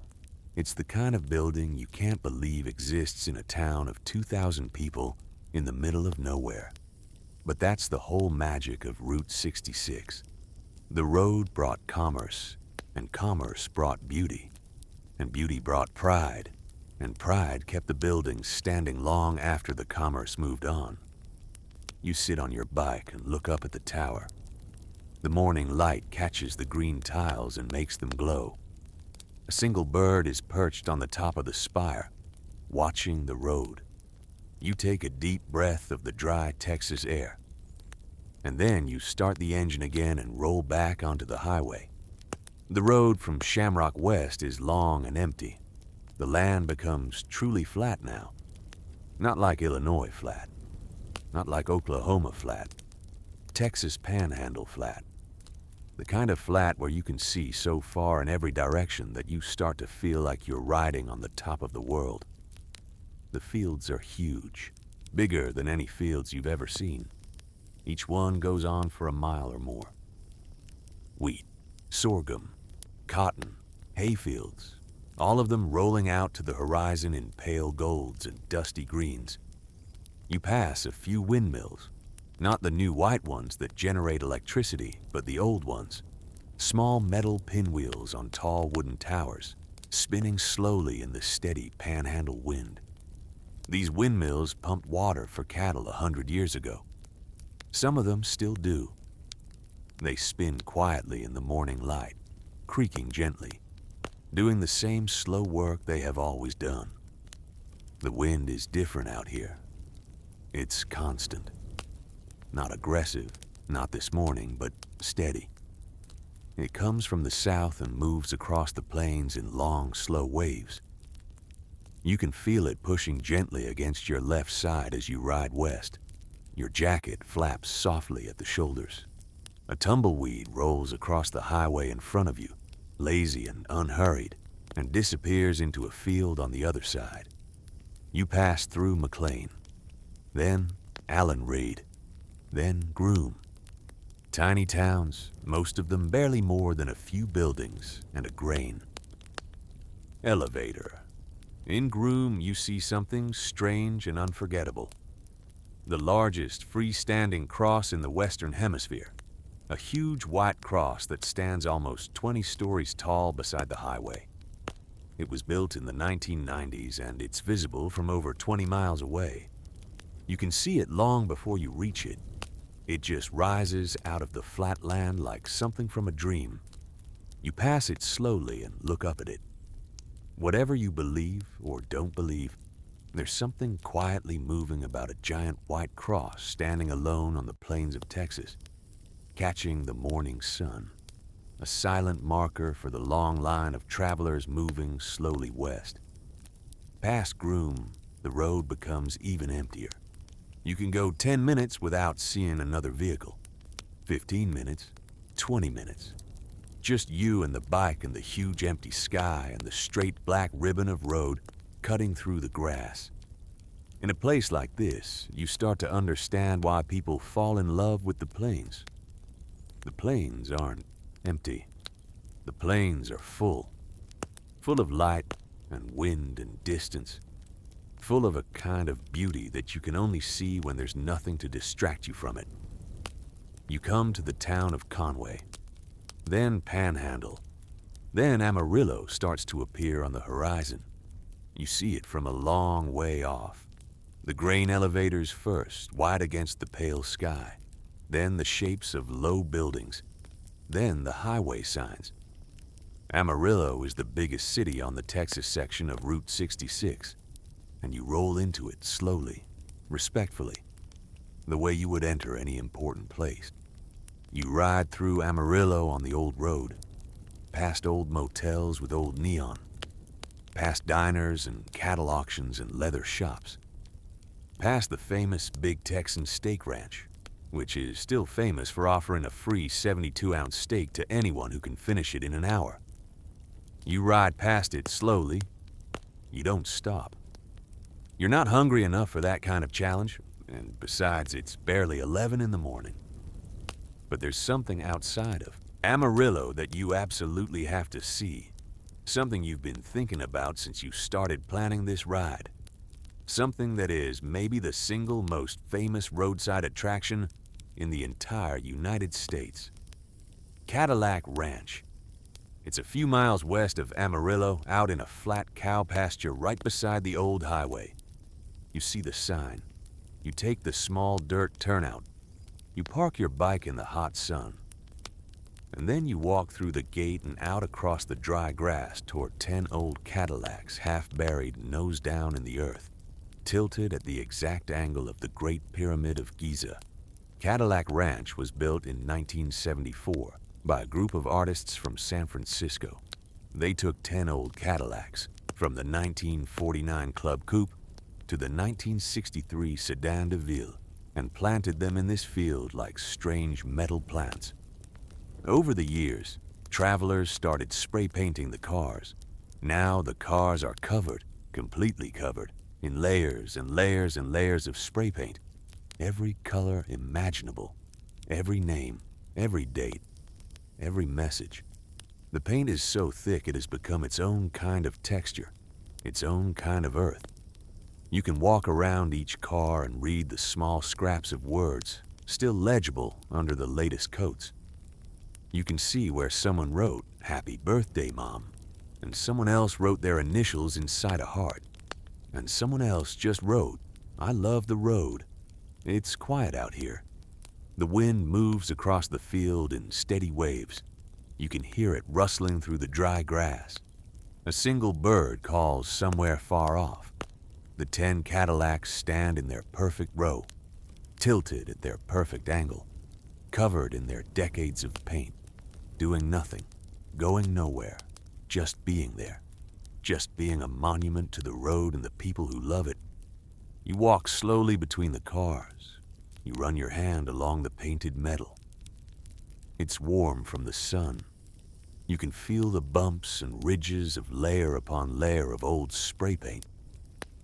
Some of the paint is fresh. Someone was here this morning before you. Some of it is ancient, peeling, cracked. You look at the ground around the cars and you see hundreds of empty spray paint cans scattered in the dry grass, abandoned by travelers who have come before you. It's messy. It's beautiful. It's everything. There's a couple there when you arrive. Just 2 people, quiet, moving between the cars the way you are. They're older, maybe in their 60s. They nod at you. You nod back. They're there for the same reason you're there. They're riding the mother road too. They don't need to explain anything, and neither do you. You stay for a long time. Maybe half an hour. You don't paint anything. You didn't bring spray paint, and you don't really want to. But you read what other people have written. You take pictures in your mind, not with your phone, just in your head. The way you take pictures of things you don't want to forget. The 10 cars. The layers of paint. The long, dry grass. The enormous Texas sky curving overhead. The couple standing silently, few cars away. The sound of the wind. You think about how a thing like Cadillac Ranch shouldn't exist. It has no real purpose. It doesn't make money. It doesn't belong to anyone who looks after it. It's just 10 old cars in a field. And yet, people come here from all over the world. Millions of people have walked through this field over the last 50 years. Millions of hands have painted these cars. Millions of stories have been written on this metal. It's one of the most visited art installations in the history of America. And all it is really is 10 Cadillacs in the dirt. Maybe that's the lesson. Maybe the things that become beloved are exactly the things that didn't try to become beloved. Maybe the things that last are the things that were never supposed to last. Eventually, you walk back across the field. You get on your bike. You start the engine and roll back onto Route 66. And the Cadillacs get smaller in your mirrors, and then they disappear. And then the planes take you again. The road continues west. The sun is high now. The heat is real. You can feel it through everything. You take a long drink from your water bottle at the next pullover. You take off your helmet for a minute and let the Texas wind dry the sweat on your forehead. The air is hot and dry and clean. It smells like dust and sagebrush and sun-warmed grass. It doesn't smell like anywhere else in the world. The panhandle keeps rolling. Vega, Adrian. These names are small dots on a big map. But Adrian is a very special place, because Adrian is the exact geographical midpoint of Route 66, halfway between Chicago and Santa Monica. A small green sign by the side of the highway says, midpoint 1,139 miles to Chicago, 1,139 miles to Los Angeles. You pull over at the sign, you get off the bike, you stand in front of it and take a deep breath. 1,139 miles behind you, 1,139 miles ahead of you. You are exactly in the middle of the mother road, exactly halfway, half done, half to go. You let yourself feel the weight of that for a minute. Everything you've seen since Chicago, the Prairie Sunrise, the Gateway Arch, the Ozark Hills, the Oklahoma Round Barn, the Blue Whale, the Cadillacs, all of it, was just the first half. And everything you're about to see, New Mexico, Arizona, the Mojave, The Pacific is the second half. And right here, right now, standing on the side of the road in the middle of the Texas Panhandle, in a small town called Adrian, you are perfectly balanced between the two. There's a little cafe in Adrian called the Midpoint Cafe. It's famous on the road. You walk over. You open the door. A little bell rings. The inside is cool and dim after the bright heat outside. A woman behind the counter looks up and smiles at you. "Where you headed?" she asks. "West," you say. "Everybody's headed west," she says, and she laughs softly. "Get you some coffee? Piece of pie?" You sit at the counter. You order a slice of pie. Cherry because it feels right. The pie is homemade and perfect. The crust is flaky. The cherries are sweet and tart. You eat it slowly, taking small bites, letting each one last. The woman behind the counter goes back to wiping down the other end of the counter, humming a song you half recognize. An old country song, the kind your grandmother used to listen to. There's a small handful of other people in the cafe. A truck driver in the corner finishing a plate of eggs. An older couple at a booth sharing a piece of cake. A man in a baseball cap drinking coffee and reading a newspaper. Everybody here is a traveler. Everybody here is passing through. And for a little while, all of you share this small, cool room in the middle of nowhere, on the exact midpoint of the Mother Road. And it feels like you've all known each other for years, even though you've never said a word to one another. When you finish your pie, you leave money on the counter, more than enough. The woman looks up. "Ride safe," she says. "Long road ahead of you." "Long road behind me too," you say. She smiles. "That's how it works." You step back out into the heat. You put your helmet on. You start the engine. You pull back out onto the road. The sun is past its peak now. The light is beginning very slowly to soften. The shadows of the grain elevators and the windmills are starting to lengthen across the fields. It's maybe 2 o'clock in the afternoon. You have several more hours of riding ahead of you before you reach the New Mexico state line. You ride. You just ride. For a long time now, there's almost nothing. Just open country. No towns, no cars, no houses. Just grass and wind and sky and the road. You settle into a long, slow rhythm. Your mind empties out. Your body becomes part of the bike. The bike becomes part of the road. The road becomes part of the earth. There is nothing else. There is no past and no future. There is only this. The long, slow hum of the engine carrying you west across the top of Texas. You pass through Glen Rio, a tiny ghost town right on the state line. Glen Rio used to be a real place with a motel and a gas station and a cafe and a post office. When Route 66 was busy, Glen Rio was busy. But when the interstate came through in the 1970s, Glen Rio died. Slowly, quietly, building by building, people left and the town became a ghost. Today, Glen Rio is a collection of empty buildings standing silently in the dust. The old last motel in Texas, which was also, from the other direction, the first motel in Texas, is still standing, its sign still readable, its windows dark. The old gas station pumps are rusted and empty. A few doors hang open in the wind. You ride through Glen Rio slowly. You don't stop. There's something sacred about a ghost town, something you don't want to disturb. You look at the buildings as you pass, and you think about the people who lived here once, who opened the motel, who ran the cafe, who raised their kids in this tiny place on the edge of nowhere. They are gone. Their children are probably gone, but the buildings are still here, patient and quiet, holding their own memory.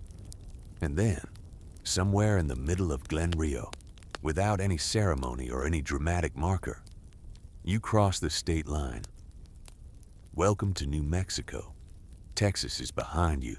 The endless plains are behind you. You just rode 178 miles of the biggest, flattest, emptiest country in America. Your body knows it. Your eyes know it. You've been looking at horizons so distant that they've reset something in you. You see the world a little differently now. Everything seems a little farther away than it used to. Everything seems a little more patient. But you don't have to think about any of that. You just have to rest. Let the last of the Texas wind carry you over the border. Let the red earth of New Mexico begin to rise up around you. Let the afternoon slowly deepen into evening. Let the huge western sky begin to turn, gold and then amber and then that deep rose color that only happens in the desert at the end of a long summer day when the world has given everything it has and is ready to let go of the light. There's nothing you need to do. The bike knows the way. The road knows the way. The mother road has carried travelers across this same stretch of country for 100 years. You're just the latest. You're just another small human heart being gently pulled westward toward the ocean. Rest now. The Texas Panhandle is behind you. The New Mexico desert is ahead. And the road, the slow, patient road, is still humming beneath your wheels, still carrying you, still whispering its old song to anyone who is willing to listen. You rode well today.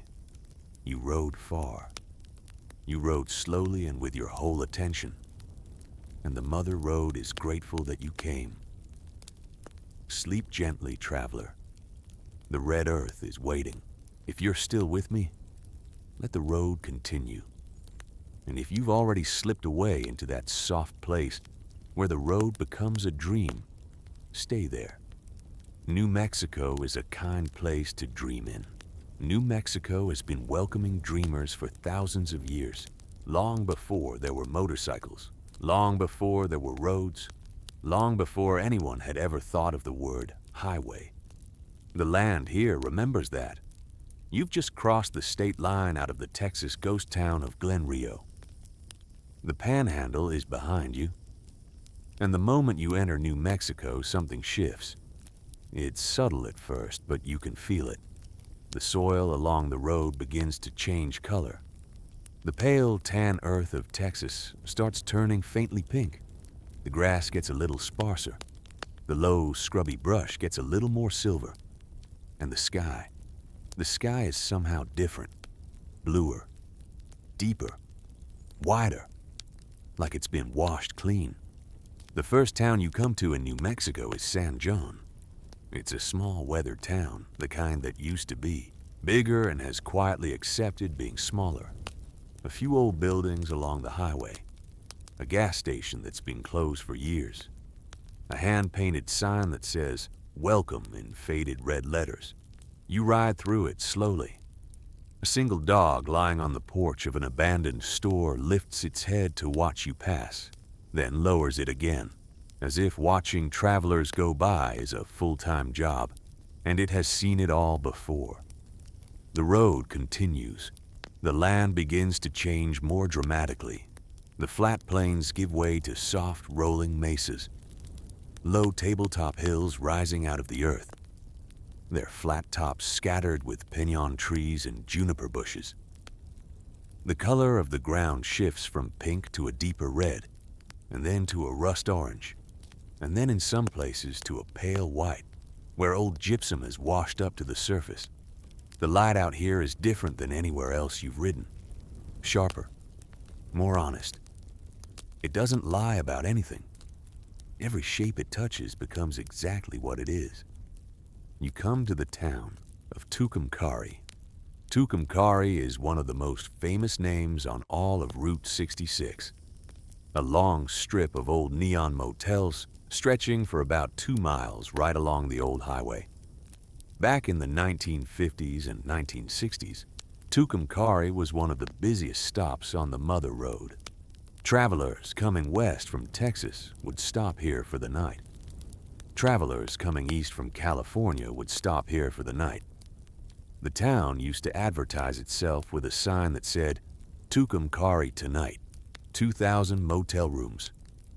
At the height of Route 66, you could believe that number. Every building along the main strip was a motel. Every motel had its own neon sign.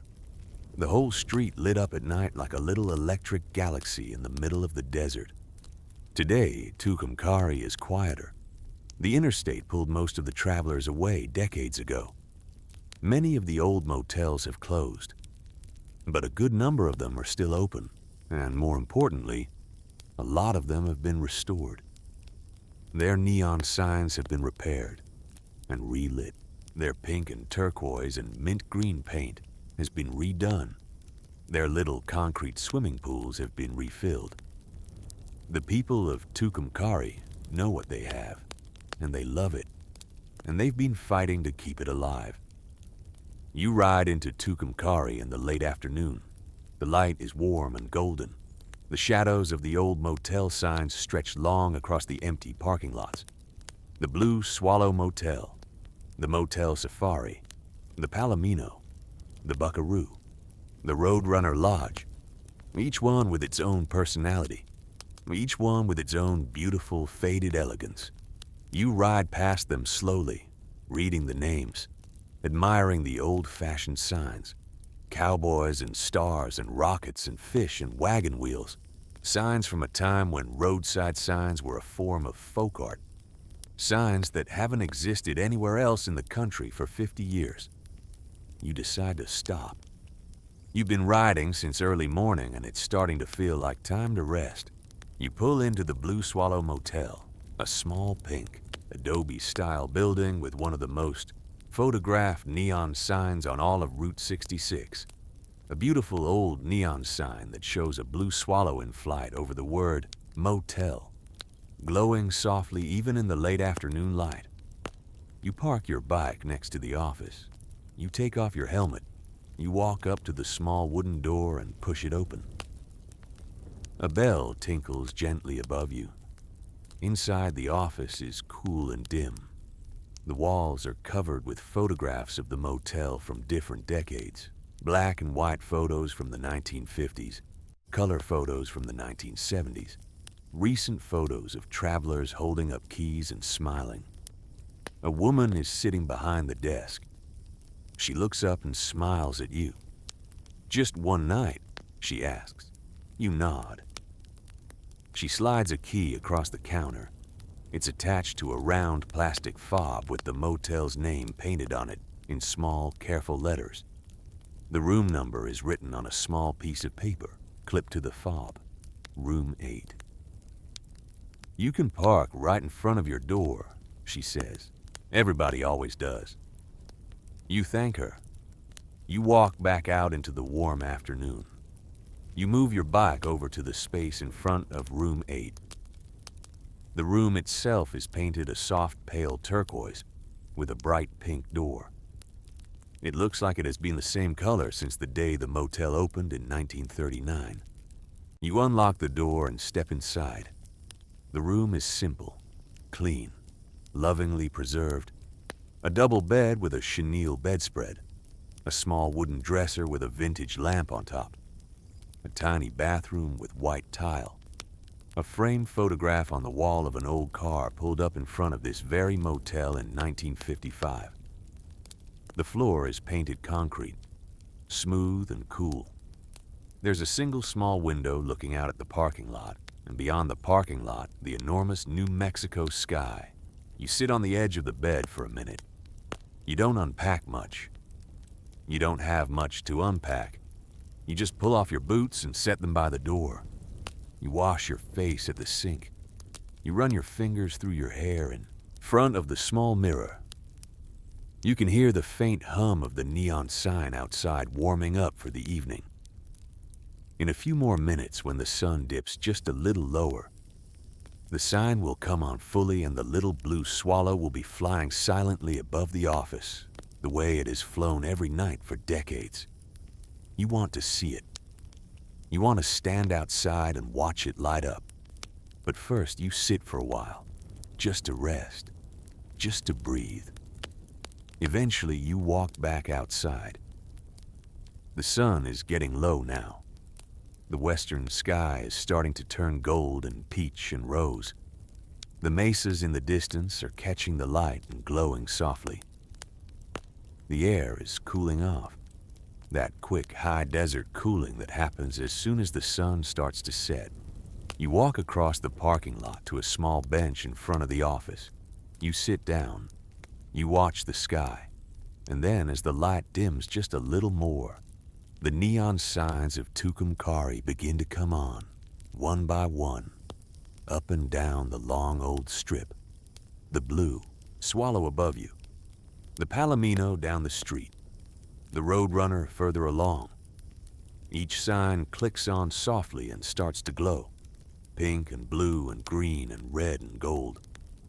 A little galaxy of colored light spreading slowly through the dusk. It's as if the town itself is waking up for its second life. The life it only lives after dark.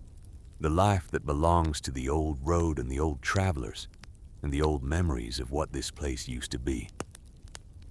You sit there and watch. You don't need to do anything else. You don't need to go anywhere. This is more than enough. A small bench, a warm evening, a neon sign clicking on for its 10,000th night. The kind of moment that becomes a memory you carry for the rest of your life without ever knowing exactly why. Eventually, when it's fully dark, you walk back to your room. You lie down on the bed. You don't even turn on the light. You just listen to the faint buzz of the neon sign outside and the faraway sound of a train horn somewhere on the edge of town. The high desert air is cool and clean. The bed is soft. The room is quiet. You sleep deeply. You wake up very early. The sky outside your small window is just beginning to turn gray. The desert morning is even quieter than the desert night. Not a single car, not a single voice. Just the faint whistle of wind moving along the old adobe walls of the motel. You pull on your clothes. You step outside. The air is so cold and so clean that it makes you smile involuntarily. You can see your breath. The parking lot is empty except for your bike and 2 other cars. The neon signs are all off now, sleeping until evening. You walk across the lot and lean against a low wall. You look east. The horizon is beginning to glow the softest possible pink. You stand there and watch the sunrise happen in slow motion. The pink deepens into coral. The coral becomes gold. The gold becomes white. And finally the sun lifts itself slowly above the edge of the mesas and floods the whole town with warm morning light. You go back to the room. You pack up your small bag. You walk to the office and leave your key on the counter with a note saying, "Thank you." You swing your leg over the bike. You start the engine. And then you roll out of Tucumcari, slowly, gratefully, carrying with you the memory of a place that still knows what it is. The road takes you west, through the high desert. The mesas rise up on both sides of you, flat-topped and massive, their red faces catching the morning light. The grass along the road is short and silver green. Small clusters of yellow flowers grow in the ditches. A jackrabbit darts across the road in front of you, leaps into the brush, and disappears. A hawk sits on a fence post, completely still, watching the highway with slow, patient eyes. You can feel the altitude starting to climb now, every hour, a little bit higher. The horizon gets even bigger. The sky gets even bluer. You pass through the small towns of Montoya and Newkirk and Cuervo. Tiny places, each one a few adobe buildings and a silent street. Each one a testament to how patient the desert is, how it allows small human things to exist without overwhelming them. You come to Santa Rosa, a bigger town built around a series of natural sinkhole ponds. One of them, called the Blue Hole, is famous. A perfectly round pool of crystal clear water, 80 feet deep. in the middle of the desert. Divers come from all over the country to swim in it. You don't go down to see it today. You don't want to get off the road for long. But you think about it as you ride past. The idea of all that cool blue water hidden in the middle of all that red and gold desert. It's a strange thought. Beautiful. Like something from an old fairy tale. Past Santa Rosa, the road bends and begins to climb in earnest. You're heading into the higher country now. The mesas get bigger. The valleys get deeper. The air gets thinner and cleaner.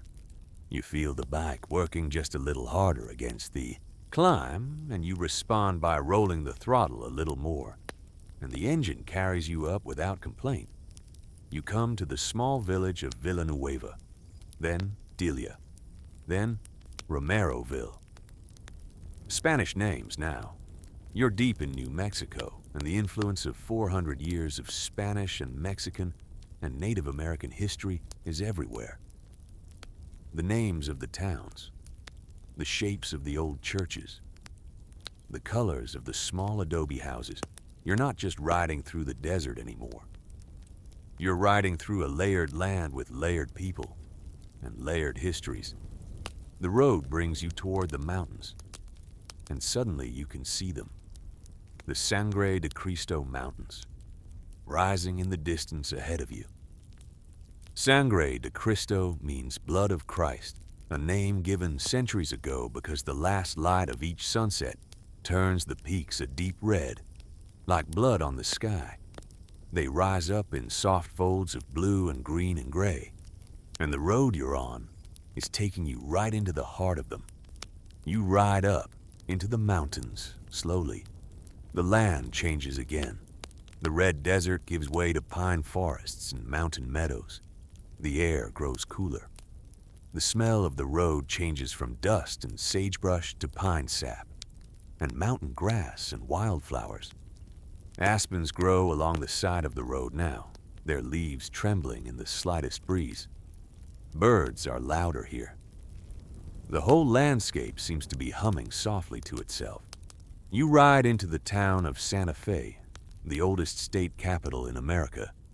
Founded in 1610, more than a decade before the Pilgrims landed at Plymouth Rock. Santa Fe isn't technically on the current Route 66. The road was realigned in 1937 to skip Santa Fe and take a more direct path through the mountains. But the old pre-1937 alignment of Route 66 ran right through Santa Fe, and many travelers still take the detour. You're one of them. You don't want to miss Santa Fe. The ride into Santa Fe is beautiful. The city sits in a high valley at 7,000 feet of elevation, with the Sangre de Cristo Mountains rising behind it. The buildings are nearly all adobe, soft brown earth-colored walls, flat roofs, thick wooden beams sticking out of the corners. Many of the houses and buildings look like they have been here for hundreds of years, because many of them have been. You ride slowly through the narrow old streets.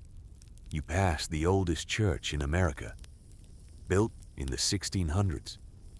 You pass the old plaza in the center of town, where Native American artisans are setting out their jewelry and pottery on blankets under the porticos of the old governor's palace. You pass small galleries and small restaurants and small shops selling woven rugs and handmade silver and bright red chilies hanging in long strings from wooden porches. You park your bike near the plaza. You walk for a little while. You can't help it. Santa Fe has a way of making you want to walk. You buy a tamale from an older woman at a small cart. You eat it slowly, standing in the shade of a cottonwood tree, watching the slow life of the plaza unfold around you. Old men sit on benches and talk quietly in Spanish. A family of tourists takes pictures of the church.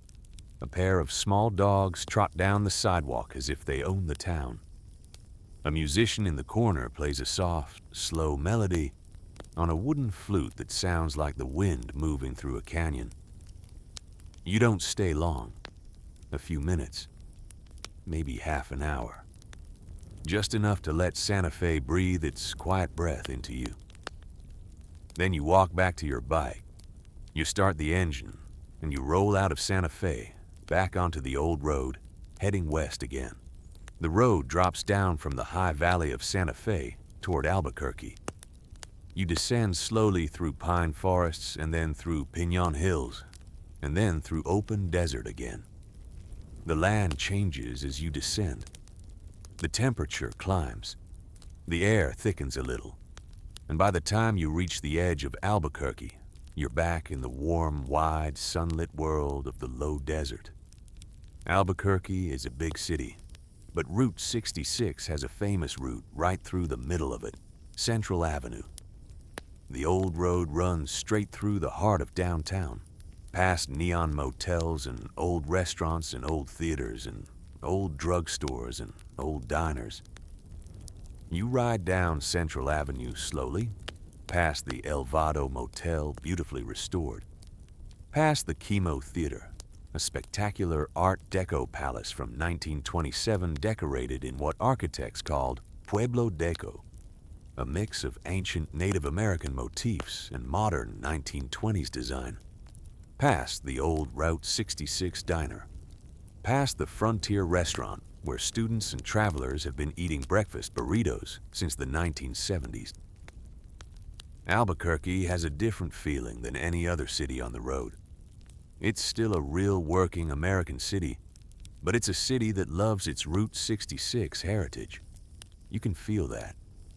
You can feel it in the neon signs, in the murals, in the way the old road runs proudly through the downtown instead of being hidden away. You don't stop in Albuquerque. You just ride through, taking it all in. The sun is getting lower now. The afternoon is turning golden.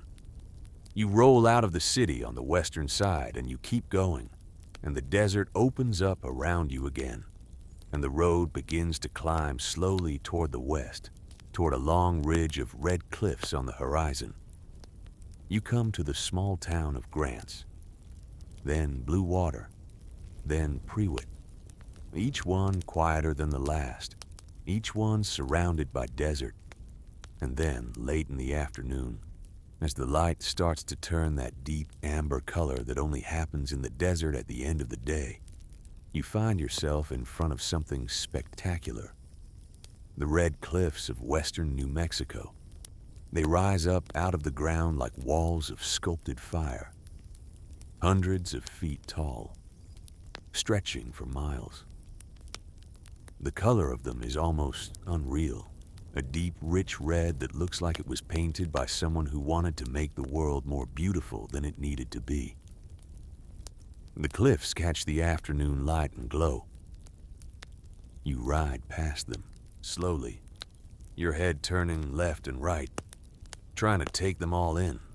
They're so big that your eyes can't quite hold them. You pull over at a small viewpoint.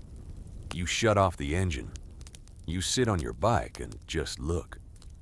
The cliffs are ancient, older than anything human beings have ever built.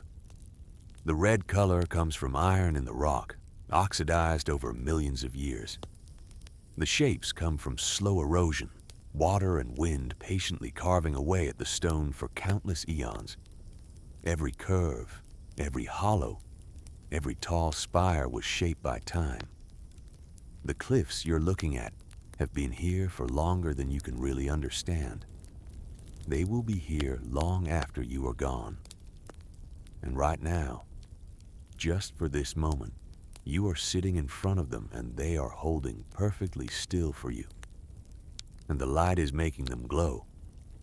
You feel small, but small in the best possible way. Small in the way that makes you feel connected to something much larger. Small in the way that lets you finally, completely, put down every worry and every thought and every plan for the future. In the presence of something like this, there's nothing to think about. There's only looking. You stay for a long time. You watch the light shift. The cliffs turn from bright red to deep amber. to a soft rust color as the sun sinks lower. Shadows begin to fill the hollows. A single hawk circles high above the tallest spire, nearly invisible against the sky. The wind is very gentle. It smells like warm stone and dry sage. It smells like evening coming. Eventually, you get back on the bike. You don't want to leave, but you also know that the road is still calling. You start the engine one more time. You roll back onto Route 66. The sun is going to set soon, and you want to find a place to rest before full dark. You come to the town of Gallup, just a few miles from the Arizona border. Gallup is a classic old Route 66 town, still very much alive, set right at the base of some beautiful red cliffs. You ride into it slowly.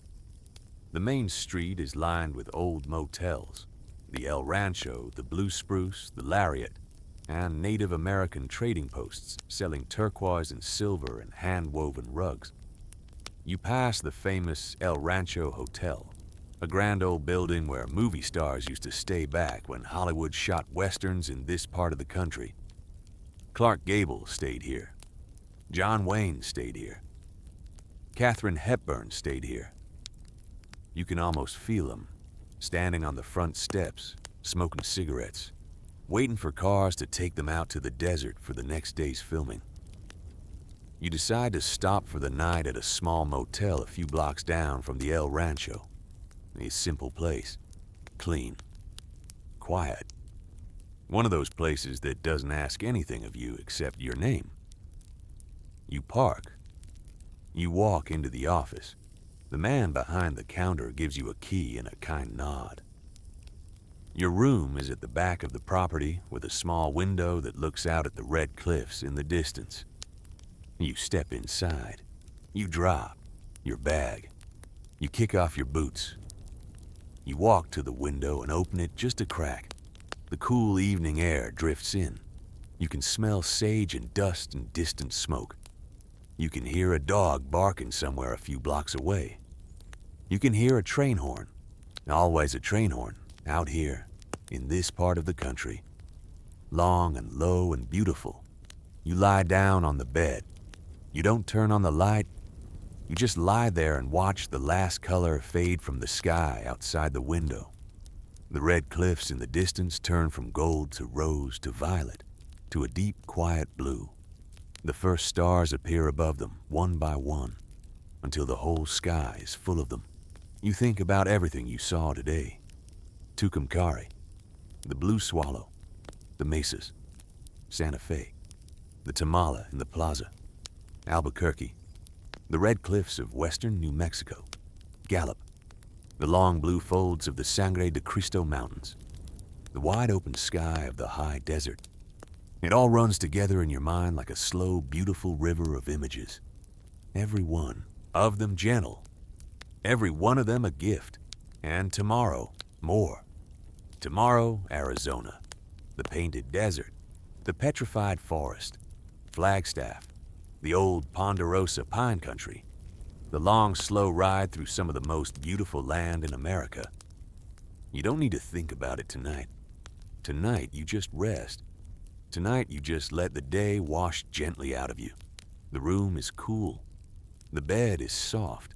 The window is open just a crack, and the desert air is drifting in, carrying its faint smell of sage and stone and evening. You close your eyes. You feel the weight of the long day settle into your body. You feel your shoulders sink into the pillow. You feel your breath slow down and deepen.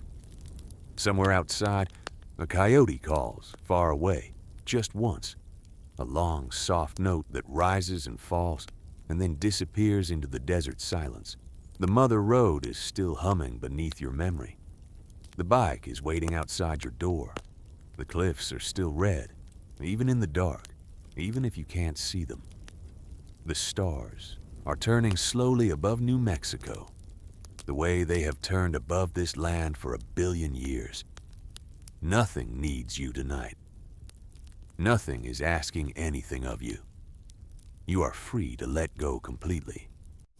You are free to sink all the way down into the softness of this simple room, in this small old town at the far edge of New Mexico, with the whole rest of the journey patiently waiting for you. Let go. Drift. The road will find you in the morning. It always does. Sleep gently, traveler. New Mexico is holding you in its quiet hands, and Arizona is only a few hours away. If you're still drifting, stay there. And if you've already slipped all the way down into sleep, that's perfect. The road keeps going whether you're awake or not. The road doesn't ask anything from you. The road just continues, slowly and quietly, through the early morning light, carrying you westward whether your eyes are open or closed.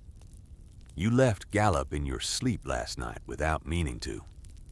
The ride continues now, without worrying about exactly when you woke up, or exactly when you got back on the bike. The edges of things don't matter anymore. Only the slow, patient movement forward, only the hum of the engine, only the long, quiet unfolding of the land ahead of you. Picture this. You're on your bike in the cool, pale light of very early morning, somewhere near the Arizona state line. The sky above you is almost white. Not the white of clouds, the white of high desert air at the moment just before the sun clears the horizon. The air is cold enough to make you pull your jacket a little tighter around your chest. The road ahead is empty in both directions. A single raven flies slowly across the highway from south to north, carrying some small dark thing in its beak. It disappears into the brush on the far side, and the world goes quiet again. You cross the state line. Welcome to Arizona. There's no dramatic marker, just a small sign by the side of the road. But the land tells you that you've crossed in its own way. The soil begins to take on an even deeper red color than it had in New Mexico. The brush gets a little sparser. The mesas on the horizon are bigger, sharper, more dramatic. You can feel you're entering a place that was shaped by deep time. A place where the earth has been slowly rewriting itself for hundreds of millions of years, and most of that writing is still visible on the surface. The first real thing Arizona gives you is the petrified forest. Not right at the border, but close. A few miles past the state line, you come to the edge of one of the strangest and oldest landscapes in America, the Petrified Forest National Park, a vast desert where 200 million years ago, tall ancient trees fell into a swamp and slowly, over an unimaginable span of time, turned into stone. The wood became mineral. The rings of the tree trunks became rings of quartz and jasper and amethyst. Today, if you walk through the park, you can still see the trees, lying on their sides on the desert floor, scattered across the red sand, looking exactly like fallen logs except that they're made of stone. And the stone is full of colors no living tree has ever had. You don't drive deep into the park, not this morning. The Park Service route isn't exactly Route 66, and you're trying to stay faithful to the old road. But the old road skirts the northern edge of the park, and at one point you pass a small pullover where you can see down across a stretch of the famous painted desert. You pull over. You stop the bike. You get off and walk to the edge, the painted desert. There is no other land that looks like this on Earth. Long, low, rolling hills of pure color. Bands of red and orange and yellow and pink and white and purple, laid down in horizontal stripes like the pages of a book. The colors are so clean and so separate that it looks like someone spent centuries hand-painting the hills with careful brushes. But no one painted them. They are made of ancient clay and mudstone, each layer deposited millions of years ago by a different sea or river or volcanic eruption. Each color comes from a different mineral: iron oxide for the reds, manganese for the purples, gypsum for the whites, limonite for the yellows. The whole landscape is a slow, patient record of the changing chemistry of the Earth over the last 220 million years. You stand there for a long time. The sun is still low. The light is slanting across the hills at a sharp angle. The colors are impossibly vivid in that angled light. You can see every stripe, every ripple, every tiny erosion channel cut by centuries of rain. There's no sound except the wind moving very gently across the empty land. No birds, no insects, just wind and color. You think about time, about how slowly this place was made, about how each of those thin-colored bands represents thousands of years of accumulation, about how the same wind that is blowing past your face right now has been blowing across these hills for longer than humans have existed. It's a big thought, too big, really, to hold all at once.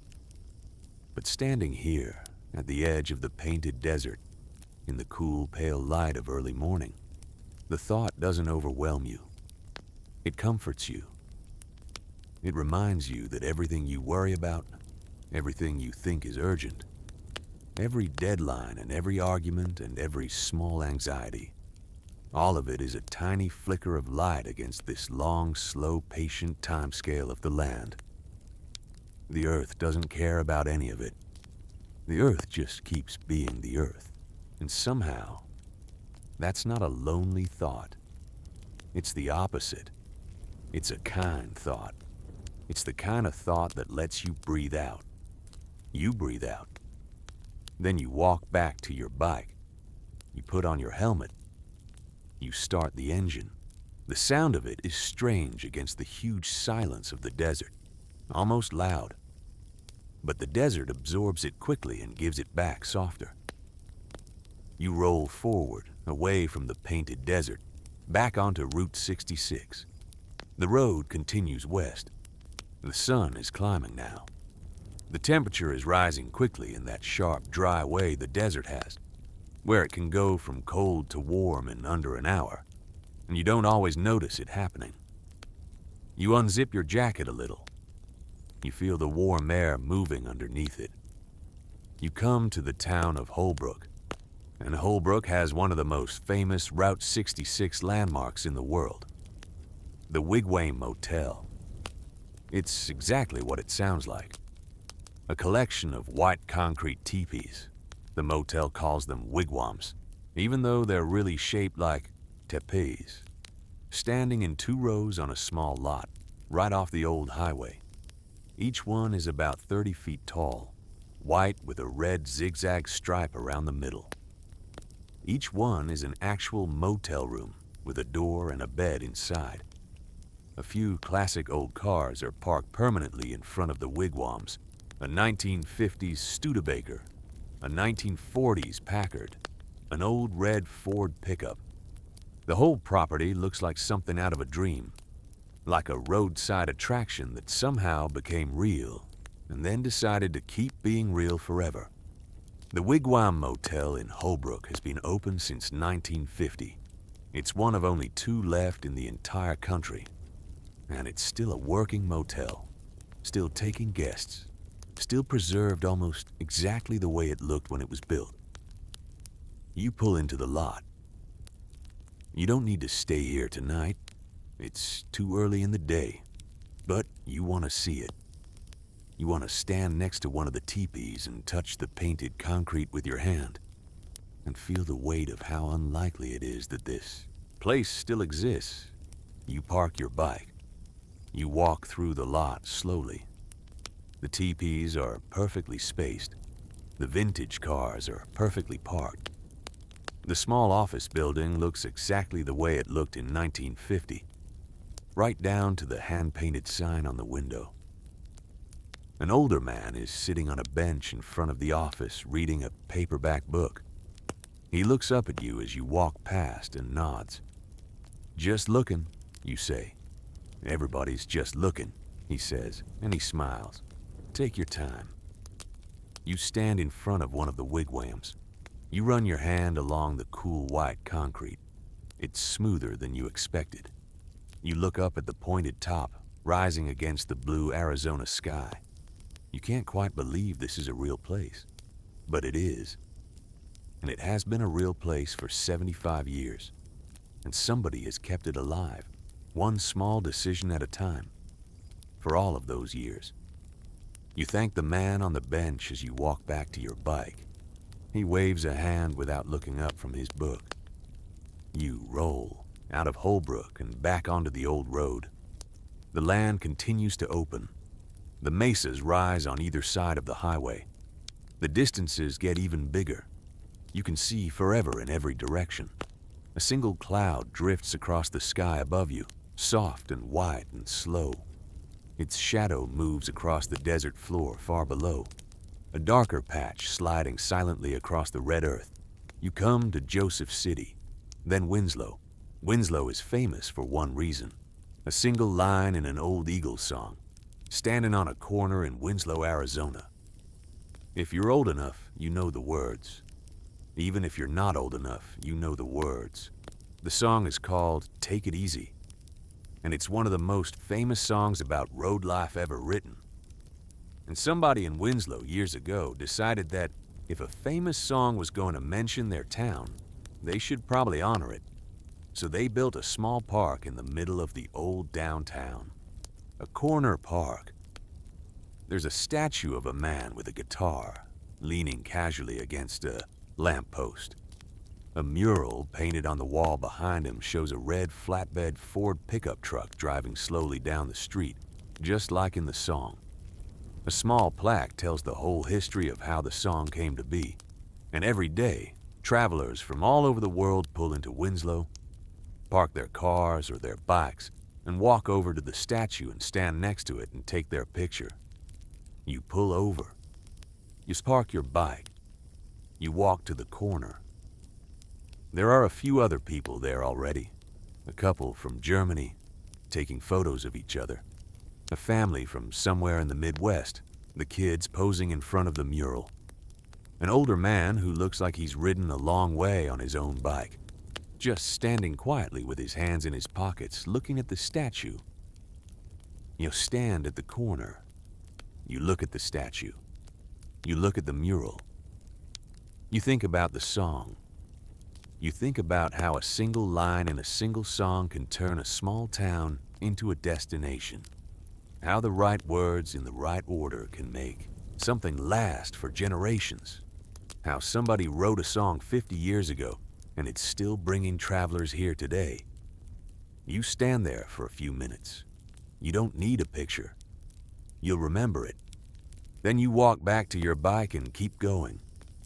The road west from Winslow is long and quiet.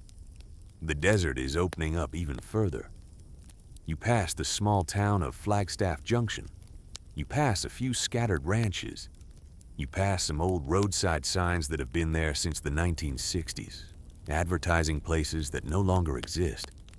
And all around you, the huge empty land and the huge empty sky and the slow, steady hum of the engine beneath you.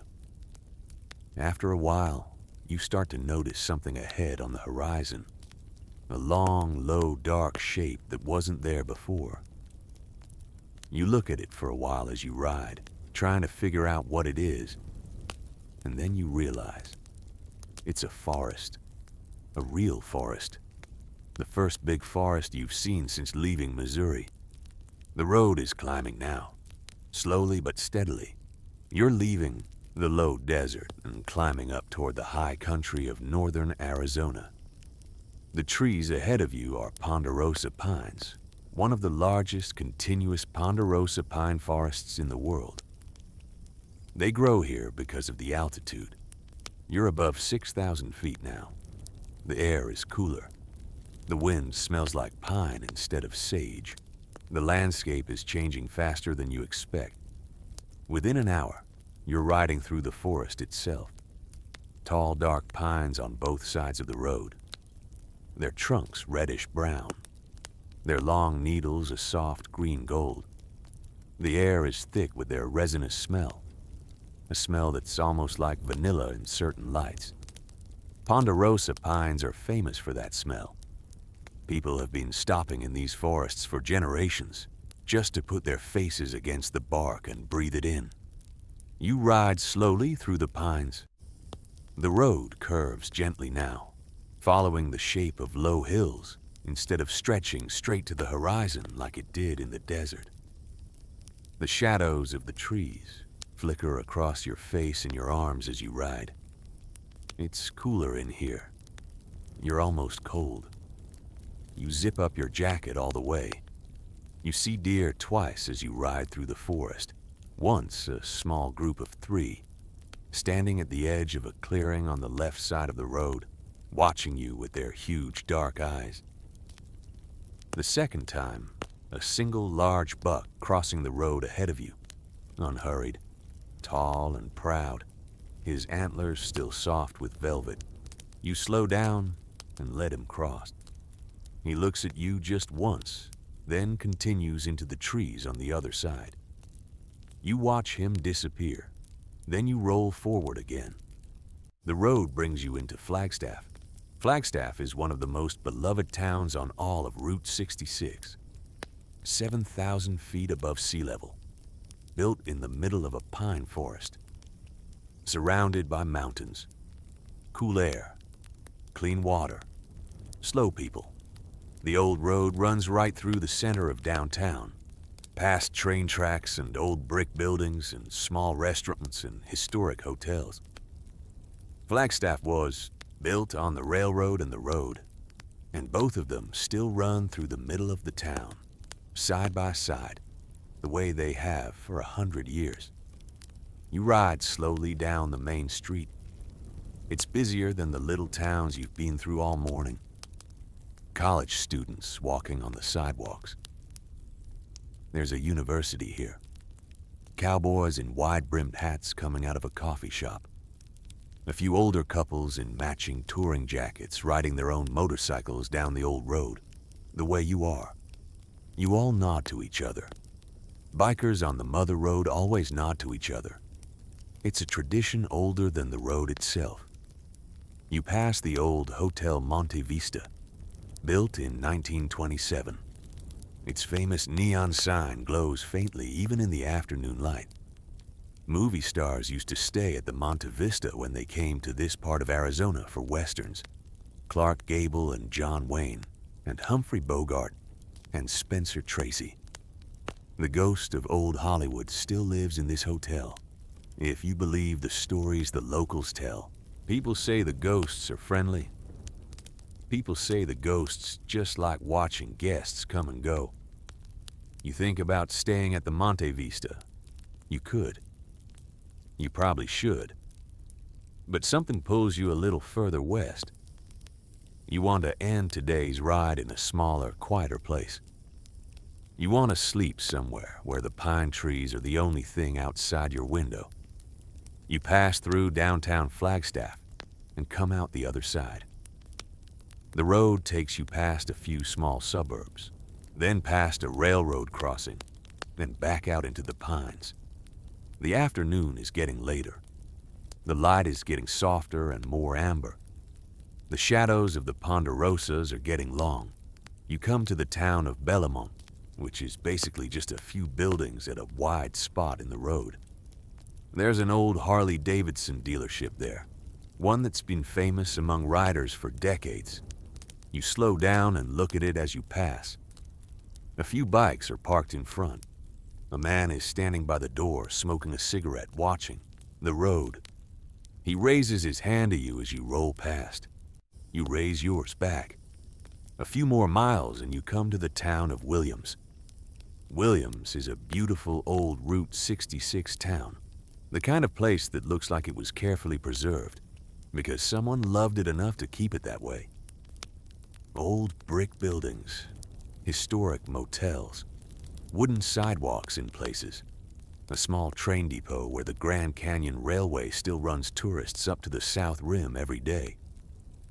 Williams calls itself the gateway to the Grand Canyon, and the town has been proud of that title for over 100 years. You ride into Williams slowly. The sun is getting low. The light is that perfect late afternoon gold that makes every old brick building look like it's glowing from inside. You pass an old gas station turned restaurant. You pass a small soda shop with red stools at the counter. You pass a hotel with a long wooden porch where 3 older men are sitting in rocking chairs watching the road. You decide this is where you stop tonight. You find a small motel just off the main road. A row of single rooms, each with its own door. A pine forest right behind the property. A few picnic tables in a grassy area near the office. The motel has been here since the 1950s, and the woman who runs it is probably in her 70s, and she greets you like you've been coming here for years. "You hungry?" she asks as she hands you your key. You nod. Place 2 doors down has good chili. Tell him Marlene sent you. You thank her. You go to your room. The room is simple and clean, with a wooden headboard and a faded quilt on the bed. There's a small window that looks out at the pine forest behind the motel.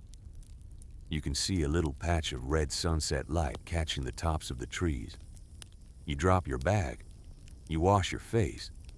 You walk 2 doors down to the place Marlene mentioned. It's a small diner with checkered tablecloths and a jukebox in the corner playing old country music. You sit at the counter. A man in an apron takes your order without looking up. You tell him about Marlene. He nods and says, "She always sends the tired ones over here. I got good chili." The chili is exactly what he says it is. Thick and warm and perfectly spiced with a piece of cornbread on the side. You eat slowly. You don't talk to anyone and no one talks to you. But there's a good feeling in the place. A feeling of quiet camaraderie. A feeling that everyone in here understands what kind of day you've had, without needing to ask. When you're done, you leave money on the counter and walk back to your motel. The sun is almost gone now. The sky above the pines is turning deep violet. The first stars are starting to appear. A train whistle blows in the distance. Somewhere up the mountain may be the last run of the Grand Canyon Railway coming back to town for the night. The sound of the whistle echoes off the trees. You go into your room. You don't turn on the light. You just sit on the edge of the bed for a while, listening to the sounds outside. A breeze moving through the pines. A dog barking once. Far away, the soft hum of the motel's single neon sign out front. A car passing slowly on the old road. You lie back on the pillow. The room is cool and quiet. You look at the ceiling in the dim light. Now think about the day. The painted desert at sunrise, the Wigwam Motel, the corner in Winslow, the first pine forest, the buck crossing the road, Flagstaff, Williams, the chili, Marlene. All of it running together in your mind like a slow, patient river. You think about how much further you still have to go. Arizona keeps going for another day at least. Then California. Then the Pacific. Then the pier. Then the end. But you don't have to think about the end tonight. The end is just another point on the road. The road is more important than any of its ends. The road is the whole thing. The road is why you came. You close your eyes. You can feel the mattress supporting your body. You can feel the softness of the pillow under your head. You can feel your breathing slowing down, becoming deeper. Becoming the breathing of someone who is ready to let everything go for a few hours.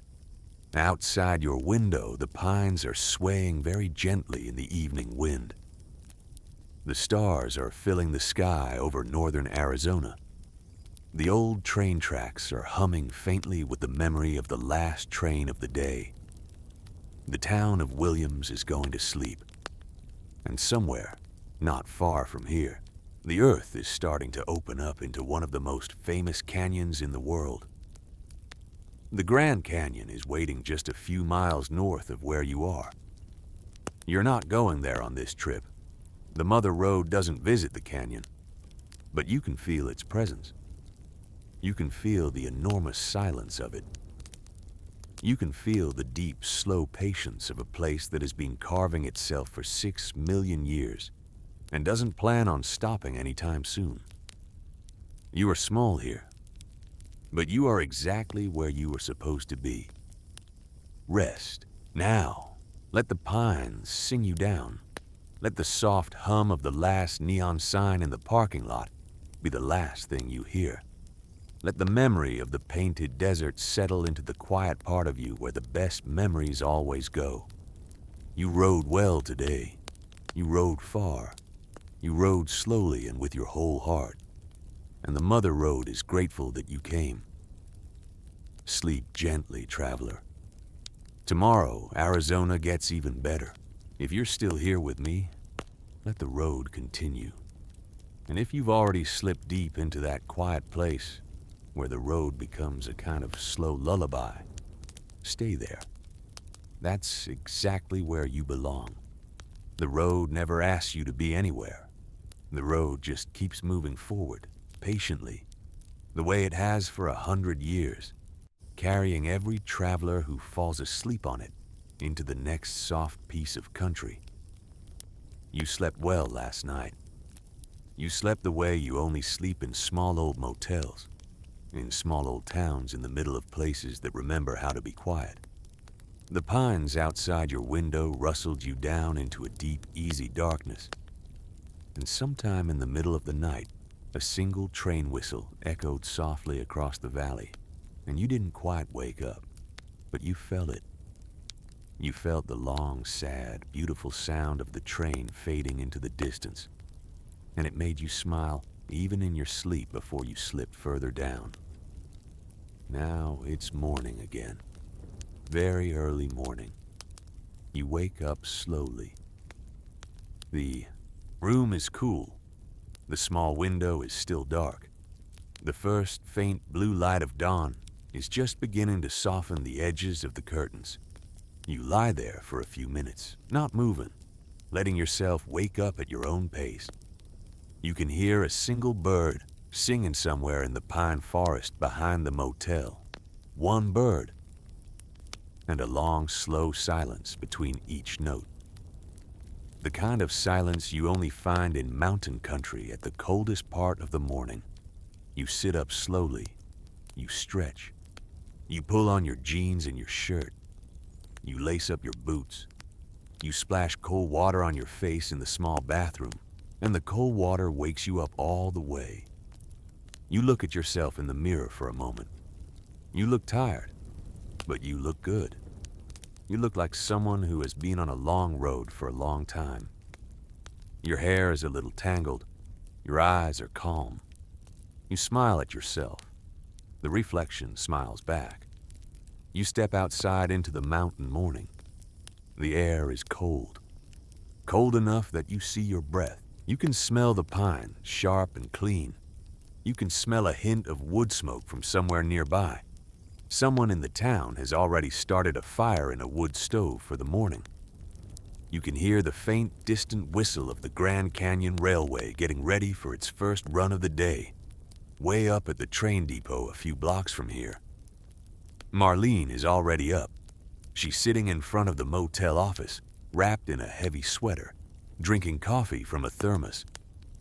She waves at you as you walk past. "Got up early, huh?" she says. You nod. Good. West side of Arizona is prettier in the morning. You'll see. You smile. You thank her. You tell her the chili was as good as she said. "Of course it was," she says. "Ride safe. The road gets big from here." You walk to your bike. You run your hand along the cool metal of the seat before you climb on. Old friend. Another day together. You turn the key. The engine starts on the first try. The sound of it rolls out into the cold morning and echoes softly off the pines behind the motel. You pull out of the parking lot and back onto the old highway. The morning is even quieter than the one before. The town of Williams is still asleep. The streets are empty. The traffic lights are blinking yellow. You ride slowly down the main street one last time, looking at the old brick buildings in the soft pre-dawn light.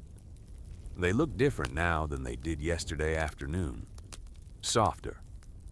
More like dreams of buildings than actual buildings. The way old towns always look in the blue hour before sunrise. Then Williams is behind you, and the road takes you out into the Ponderosa forest again. The pines are taller than you remember. Maybe it's the morning light.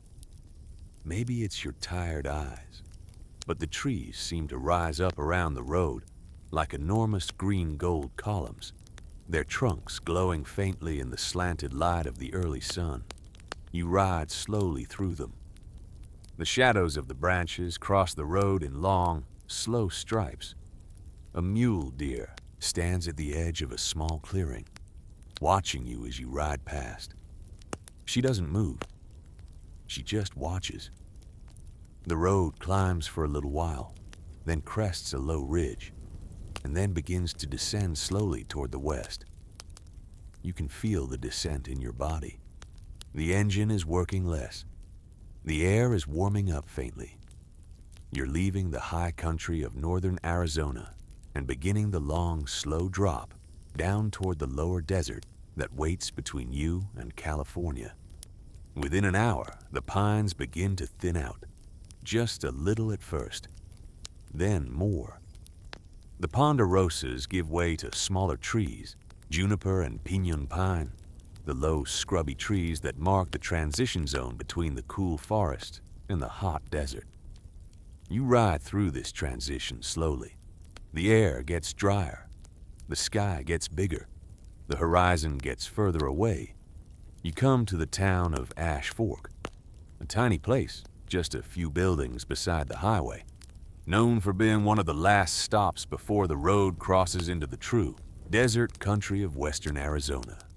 You ride through Ash Fork without stopping. Just a slow glance at the old buildings, a small wave to an old man sitting on a porch, and then you're through it and back on the open road. A few miles later, you pass the town of Seligman. Seligman is one of the most important towns on the entire Mother Road. Not because it's big, it's very small, but because Seligman is the town that saved Route 66. When the interstate highway replaced Route 66 in the 1980s, Seligman should have died, the way so many other old Route 66 towns died. The traffic dried up. The motels emptied. The businesses closed. The whole town was on the edge of disappearing. But a barber in Seligman named Angel Delgadillo refused to let that happen. Angel had been cutting hair in Seligman since he was a young man. He loved the old road, and he loved his little town, and he loved the travelers who used to come through it. When the interstate took everything away, he started a campaign. He wrote letters. He made phone calls. He organized meetings. He convinced the state of Arizona to officially designate the old road through Seligman as Historic Route 66. It was the first official historic designation of any section of the old road in the country. And it started a movement that eventually spread to every state the old road runs through. Every historic Route 66 sign you have seen since you started riding from Chicago exists because of what Angel Delgadillo started in a barbershop in Seligman, Arizona. You ride into Seligman slowly. The town is just waking up. You can see Angel's old barbershop on the main street. It's been turned into a small museum now. His brother Juan ran a gas station next door for decades, and that building is still there too. The whole main street of Seligman feels like a living tribute to what this road used to be, and what it still could be, if enough people cared. A few other riders are already parked along the main street. You pull in, near them. You get off your bike. You walk slowly down the sidewalk, looking at the old buildings, reading the small hand-painted signs in the windows. There's a cafe called the Roadkill Cafe, which has been famous on the Mother Road for decades. There's an old gift shop full of Route 66 memorabilia. There's a small monument to Angel Delgadillo, who is in his 90s now and still lives in Seligman. still loved by every traveler who has ever ridden through the town. You stand for a long moment in front of the old barber shop. You try to imagine the scene 50 years ago when the interstate was coming and the town was dying, and one older man in a white barber's shirt decided that he wasn't going to let it happen. That one person, with enough love and enough patience and enough stubbornness, can save a whole town, can save a whole road, can save something that millions of people will eventually come to love. It's a humbling thought, and a beautiful one. You get back on your bike. You start the engine. You roll slowly out of Seligman, and as you pass the edge of town, you raise one hand in a small silent thank you to the old barber who made this whole ride possible for you. The road continues west, and now something changes in a big way. The road west of Seligman is one of the longest uninterrupted stretches of the original Route 66 alignment left anywhere in America. For nearly 150 miles, the old road runs completely parallel to the interstate, sometimes a few miles away, sometimes very close. But for most of those 150 miles, the old road is empty. Not a single gas station for long stretches. Not a single modern building. Just the original pavement from the 1930s and 1940s, winding slowly through the high Arizona desert, between mesas and low hills, and red rock formations and enormous open sky. This is the stretch of Route 66 that purists come to for. This is the stretch that feels like you've been dropped backward in time. This is the stretch where you can ride for an hour without seeing another vehicle, and the desert opens up around you the way it must have opened up for the very first travelers who came this way back when the road was new. You feel the difference immediately. The pavement is rougher, older. The center line is faded in places, gone entirely in others. The road bends and curves in gentle, organic ways, following the shape of the land, because when it was built, they didn't have the machines to flatten everything into straight lines the way modern highways do. The old road simply went wherever the easiest path was. It followed the land instead of forcing itself on top of it. You settle into a slow pace. You don't need to go fast out here. The whole point is not to go fast. You let the bike roll along at maybe 45 miles an hour. You feel every small rise and fall in the pavement. You feel every gentle curve. The desert opens around you in huge, slow vistas, red and brown and gold. Small junipers scattered across the slopes, yellow wildflowers in the ditches, a hawk circling lazily above a distant mesa, riding the warm air rising off the earth. You pass the small town of Peach Springs, which is the capital of the Hualapai Indian Reservation. The Hualapai have lived in this part of Arizona for thousands of years, long before the road came through. Peach Springs is quiet. A few buildings, a post office, a small general store. You ride through it slowly, respectfully, the way you would ride through any sacred place. Because this is a sacred place. The land here has been important to people for a very long time. You come to a place called Grand Canyon Caverns. There's a huge concrete dinosaur out in front of the attraction. A green Tyrannosaurus Rex, about 20 feet tall, grinning at the road. It was put there in the 1950s as a way to get travelers to stop. It worked. It's still working today. You smile under your helmet. You ride past it slowly. The dinosaur grins on forever in the Arizona sun, advertising a cave that most people have never heard of. The road continues. The mesas rise up on either side. The desert stretches out in every direction. You can see for 30 or 40 miles in some places. There's something about the high Arizona desert that makes the air itself look transparent. There's no haze, No smog, no dust, just the clearest, cleanest air in the country. The colors of everything are sharper than they should be. The reds are redder. The greens are greener. The blues are bluer. Your eyes almost don't know what to do with so much pure color. You pass Truxton, Valentine, Hackberry. Hackberry is another one of the legendary Mother Road stops. There's an old general store here called the Hackberry General Store, painted in bright colors, surrounded by vintage gas pumps and old cars and weathered Route 66 signs. It's part gift shop, part museum, part roadside oddity, and 100% beloved by every traveler who has ever passed through. You pull over. You have to. The Hackberry General Store sits right off the old road. The building itself is small, but the area around it is full of treasures. A vintage red Corvette parked permanently in front.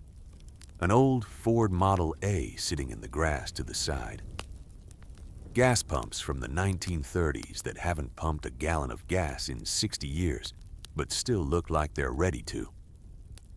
A rusted pickup truck with a Route 66 sign in the bed. Old metal advertising signs tacked up on every available wall. Shell, Mobil, Texaco, Coca-Cola, Burma Shave. You park your bike. You take off your helmet. You walk up to the front of the store. There's a small bench in the shade of the porch, and an older couple is sitting on it, sharing a bottle of water. They nod at you. You nod back. You step inside the store. The bell above the door rings softly. The inside is a beautiful mess. Every inch of wall space is covered with Route 66 memorabilia. Old license plates from every state, vintage road maps, hand-painted signs, postcards from every decade of the 20th century, photos of old travelers posing in front of the store with their old cars, an American flag hanging from the ceiling, an old jukebox in the corner playing a slow country song from the 1950s. You walk slowly through the store. You don't need to buy anything. You just want to look. You want to let the weight of all this history sink into you. Every object in this room has a story. Every photo on these walls is someone's memory. And together, all of them make up a kind of living museum of the Mother Road. A man behind the counter is reading a newspaper. He looks up at you. "Where you headed?" he asks. It's the same question everyone on this road asks, and everyone on this road answers the same way. "West," you say. "Everybody's headed west," he says, smiling. "Got another good day for it." You nod. You thank him. You walk back outside. You stand for a moment in the warm sun looking at the vintage cars and the old gas pumps and the hand-painted signs. You take a deep breath of the desert air. And then you swing your leg over your bike and start the engine and roll back onto the road. The afternoon is unfolding slowly. The sun is moving down the western sky, not quite to the horizon yet, but getting closer. The light is turning golden again. It's amazing how much of the Mother Road you see in golden light. The old road seems to have a special relationship with the sun, especially with the hours near sunset. Something about the way the pavement was laid down, the way the road curves gently through the landscape, the way the old buildings sit at just the right angle. All of it makes the light work in a particular way that's hard to describe, but impossible to forget once you've seen it. You come to the town of Kingman. Kingman is another big stop on the Mother Road. A full-size town with a real downtown, real shops, a couple of restaurants, and an excellent Route 66 museum. You ride slowly through the old section of Kingman. You pass the Powerhouse Visitor Center, which is actually an old power station from 1907 that was converted into a museum. You pass a few old motels, the Hilltop, the Arcadia Lodge. You pass old brick buildings and an old courthouse and a park with a statue of Andy Devine. a famous old Hollywood actor who grew up here. You don't stop in Kingman. The day is still young enough that you want to keep moving. But you promise yourself that someday, on another trip, you'll come back to Kingman and spend a whole day here. There's too much to see to do it justice in a single pass. Past Kingman, the road does something it has never done on this ride. It climbs. Not gently. Seriously. The road starts winding up into the Black Mountains, a rugged range of dry desert peaks that stand between Kingman and the California border. And what happens next is one of the most famous and most beautiful stretches of the entire Mother Road. The Oatman Highway. It's the old alignment of Route 66 that the original road took through the Black Mountains. The modern route bypassed it decades ago because it was too steep and too dangerous for interstate traffic. But the old road is still there, still paved, still open. And it's one of the most legendary pieces of the whole Mother Road because it winds, and it climbs, and it twists, and it drops, and it takes you through some of the most dramatic desert scenery in the country. You roll out of Kingman and turn onto the old Oatman Highway. Almost immediately, the road begins to climb.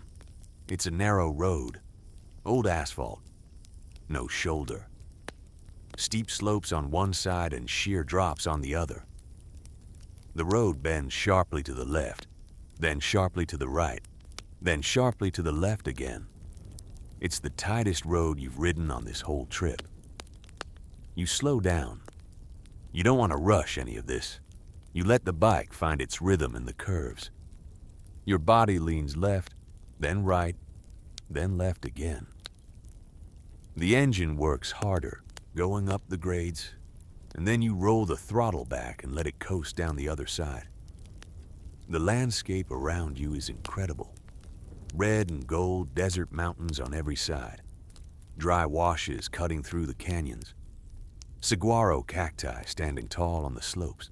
The classic cactus you've seen in 1,000 movies. The one that looks like a green man with his arms raised. You climb up to the top of a pass called Sitgreaves Pass. At the top, there's a small pullover where you can stop and look back at where you came from and look forward to where you're going. You pull over.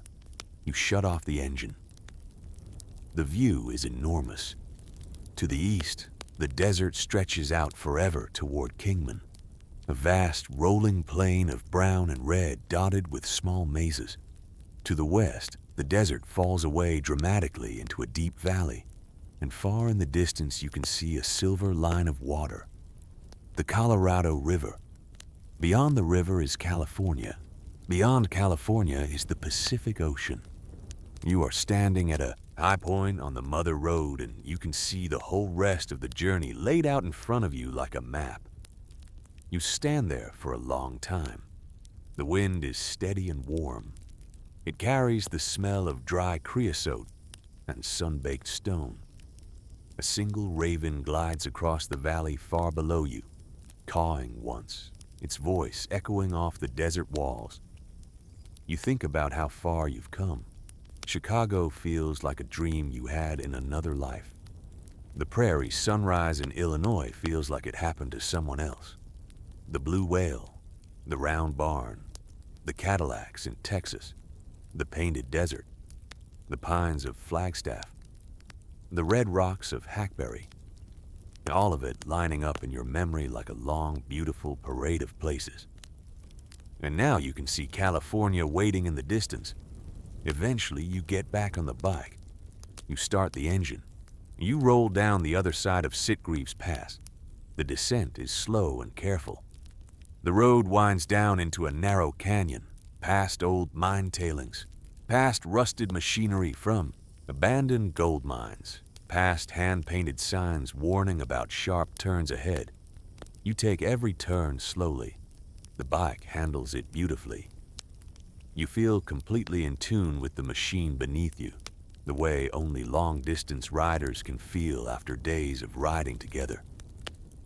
You come into the town of Oatman. Oatman is a small, strange, wonderful place. It used to be a mining town, back when people were pulling gold out of the Black Mountains. When the mines closed, Oatman nearly died.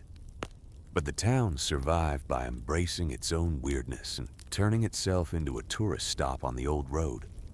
Oatman is famous for one thing above all: the wild burros. The burros are descendants of donkeys that were brought here by miners over 100 years ago. When the mines closed, the miners left, but the donkeys didn't. They went wild. They adapted to the desert, and now their descendants live all through the Black Mountains, and they come into Oatman every day to beg for food from tourists and to wander around the main street like they own the place. Because in a way, they do. You ride into Oatman slowly. Sure enough, there are burros, several of them, wandering casually up and down the main street. One of them is standing right in the middle of the road, completely unconcerned about the fact that there might be traffic. A young burro, almost a baby, trots beside its mother.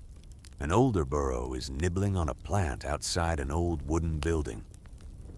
Two more are standing patiently in front of a gift shop, waiting for a tourist to come out with some carrots. You have to stop. You can't ride through burros at speed. You pull your bike over to the side, and you shut off the engine. The burros don't care about you at all. They've seen 1,000,000 motorcycles. They're not impressed. One of them wanders slowly over to your bike and sniffs at the handlebar.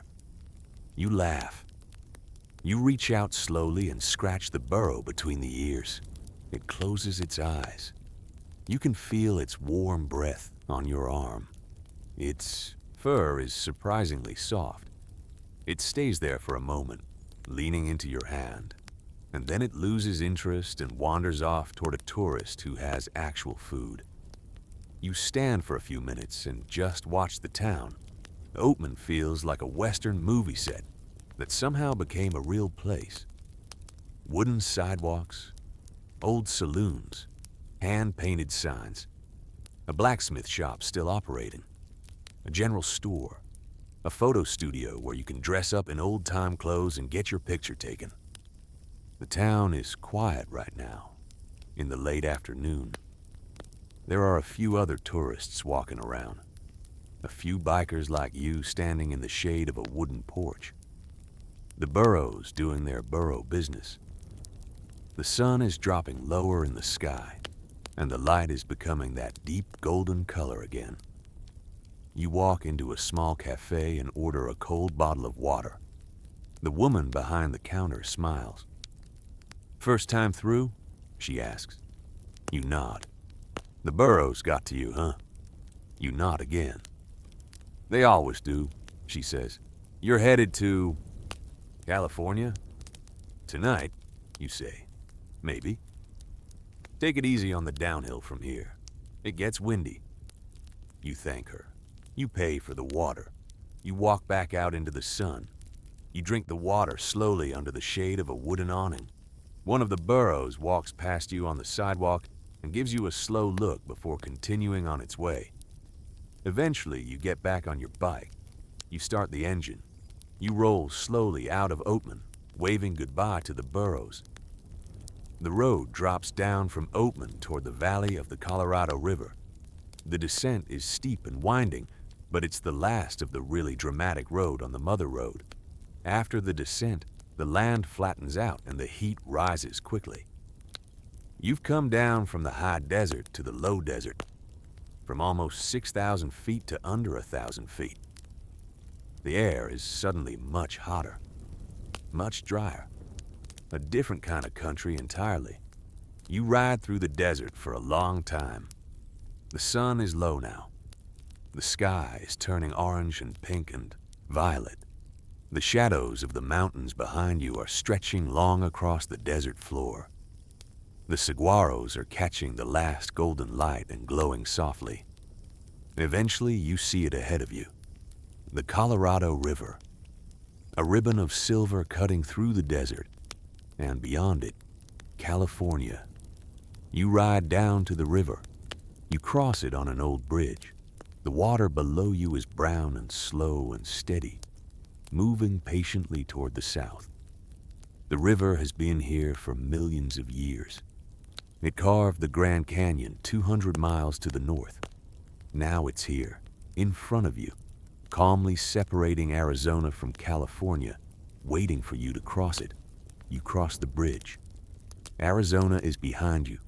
California is ahead of you. The sun is setting. The sky is a deep, fiery orange. The first stars are starting to appear in the east. The desert air is warm, but beginning to cool. You find a small motel just inside the California border. You pull in. You shut off the engine. You stretch slowly. Your body is tired in the best possible way. Your heart is full. Your mind is quiet. You check in. The man behind the desk gives you a key. You walk to your room. Another simple place. Another bed. Another window looking out at the desert. You sit on the edge of the bed and you think about everything you saw today. The painted desert at sunrise. Angel Delgadillo's barbershop. The Hackberry General Store. The twisting climb up Sitgreaves Pass. Oatman and the Burros. The descent through the canyons. The Colorado River. The end of Arizona. The beginning of California. And tomorrow the Mojave. And then, after the Mojave, Los Angeles. And then after Los Angeles, the Pacific Ocean. The end of the Mother Road. But that's tomorrow. Tonight you just rest. Tonight you just let go. You lie back on the bed. The room is warm, but the air conditioner is humming softly. The light through the curtains is the last faint glow of sunset. The desert outside your window is sinking into deep violet darkness. Yo, close your eyes. You think about the burros in Oatman. You think about the raven over Sitgreaves Pass. You think about the mule deer in the Ponderosa Forest. You think about the river. You think about the old barber who saved the road. You drift. The bike is outside. The road is waiting. The ocean is only 2 days away. The stars are turning slowly above the California desert. You rode well today, traveler. You rode slowly. You rode with your whole heart. And the Mother Road is almost ready to let you go. Sleep gently now. The desert is holding you in its warm, dark hands. And tomorrow, the Mojave is waiting. If you're still here with me, let the road carry you one last time. And if you've already slipped away into sleep, stay there. This is the final stretch. This is the last long, beautiful piece of the Mother Road. The ride will end tonight, but the ending will be gentle, the way all the best endings are. Nothing dramatic, nothing loud, just a slow, peaceful arrival at the edge of a continent that you've been crossing for a very long time. You wake up in that small motel just inside the California border. The sun is not yet up. The sky outside your window is still dark, with the first faint hint of gray along the eastern horizon.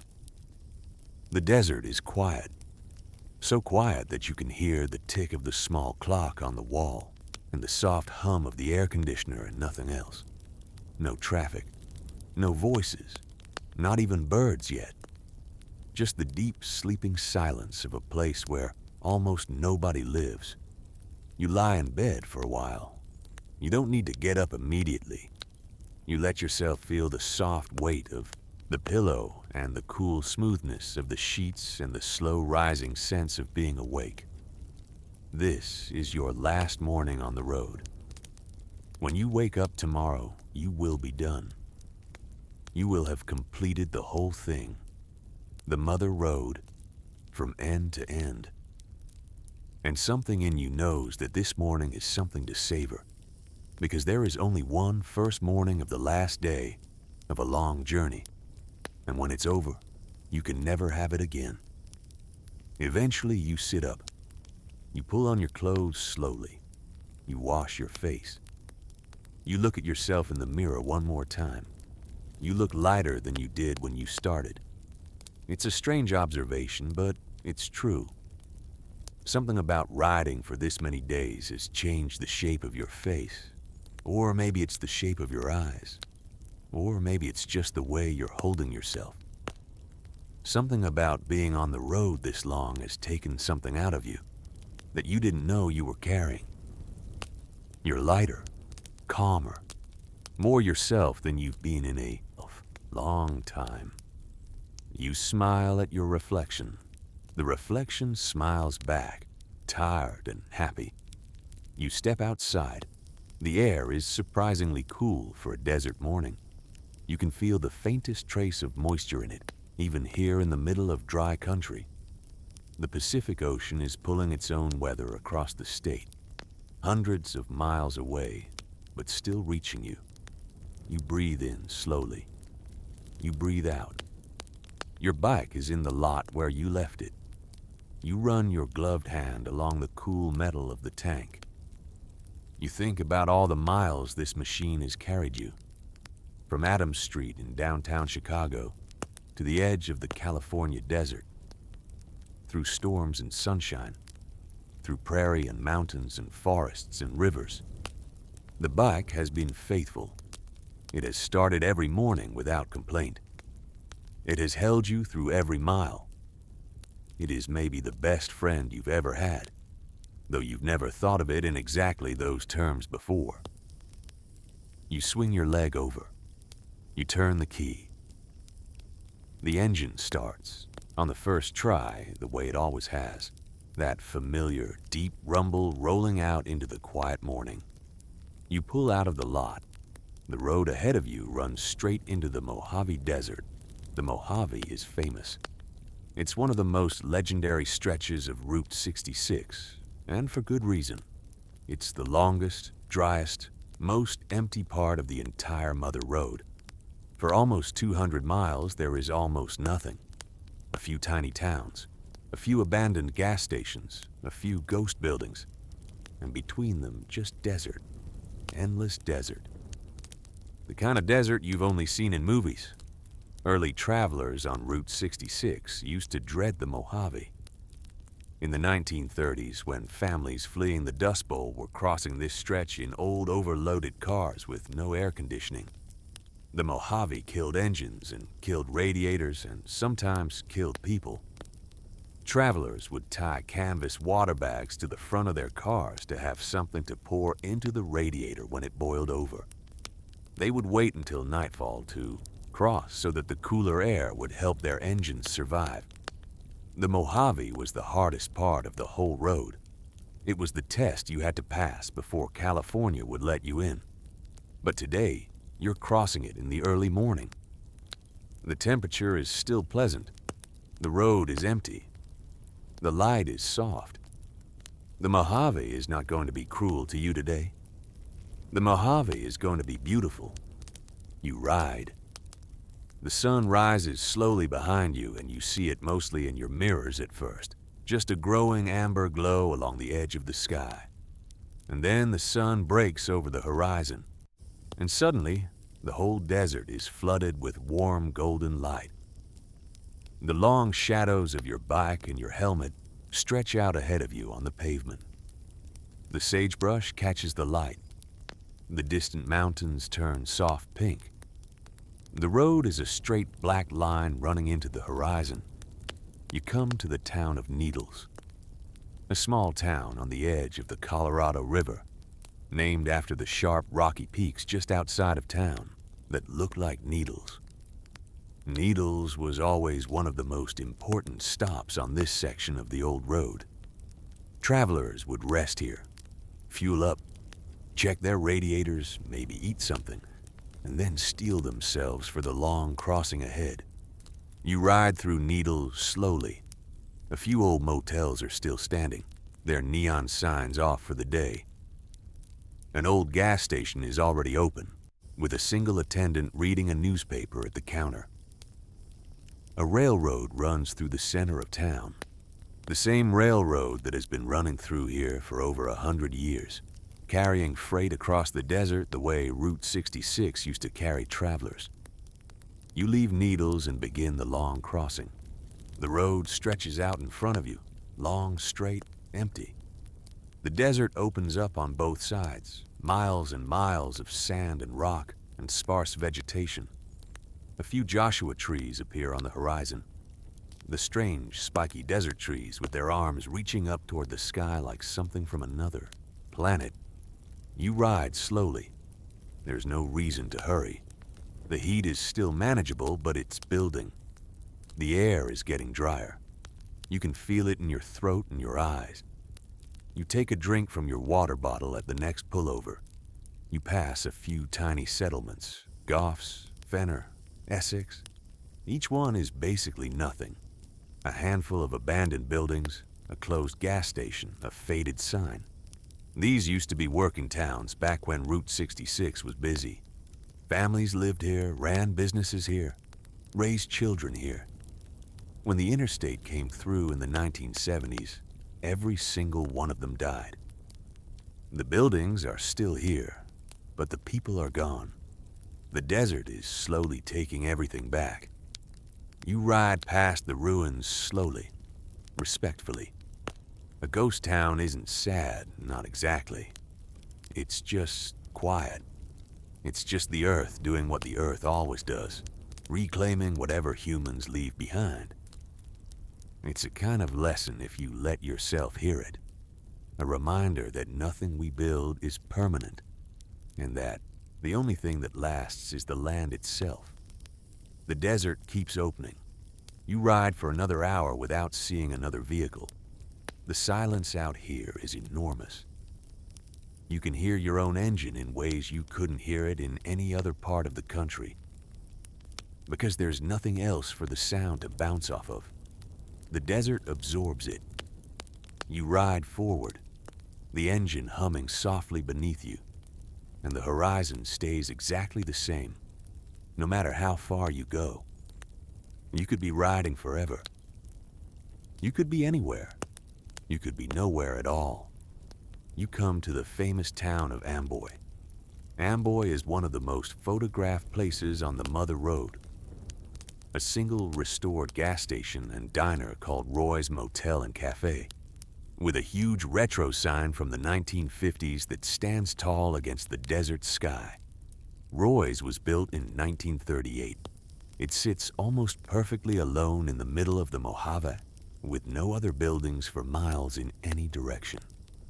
And even though the motel itself is closed, the cafe and the gas station are still open, and the old sign has been restored to its original condition, and travelers stop here every single day of the year to take pictures and buy a soda and stand in the shade of the old awning for a few minutes. You pull into Roy's. You shut off your engine. You get off the bike slowly.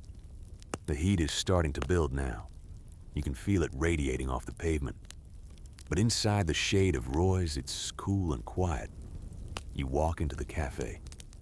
A woman behind the counter nods at you. You order a cold soda.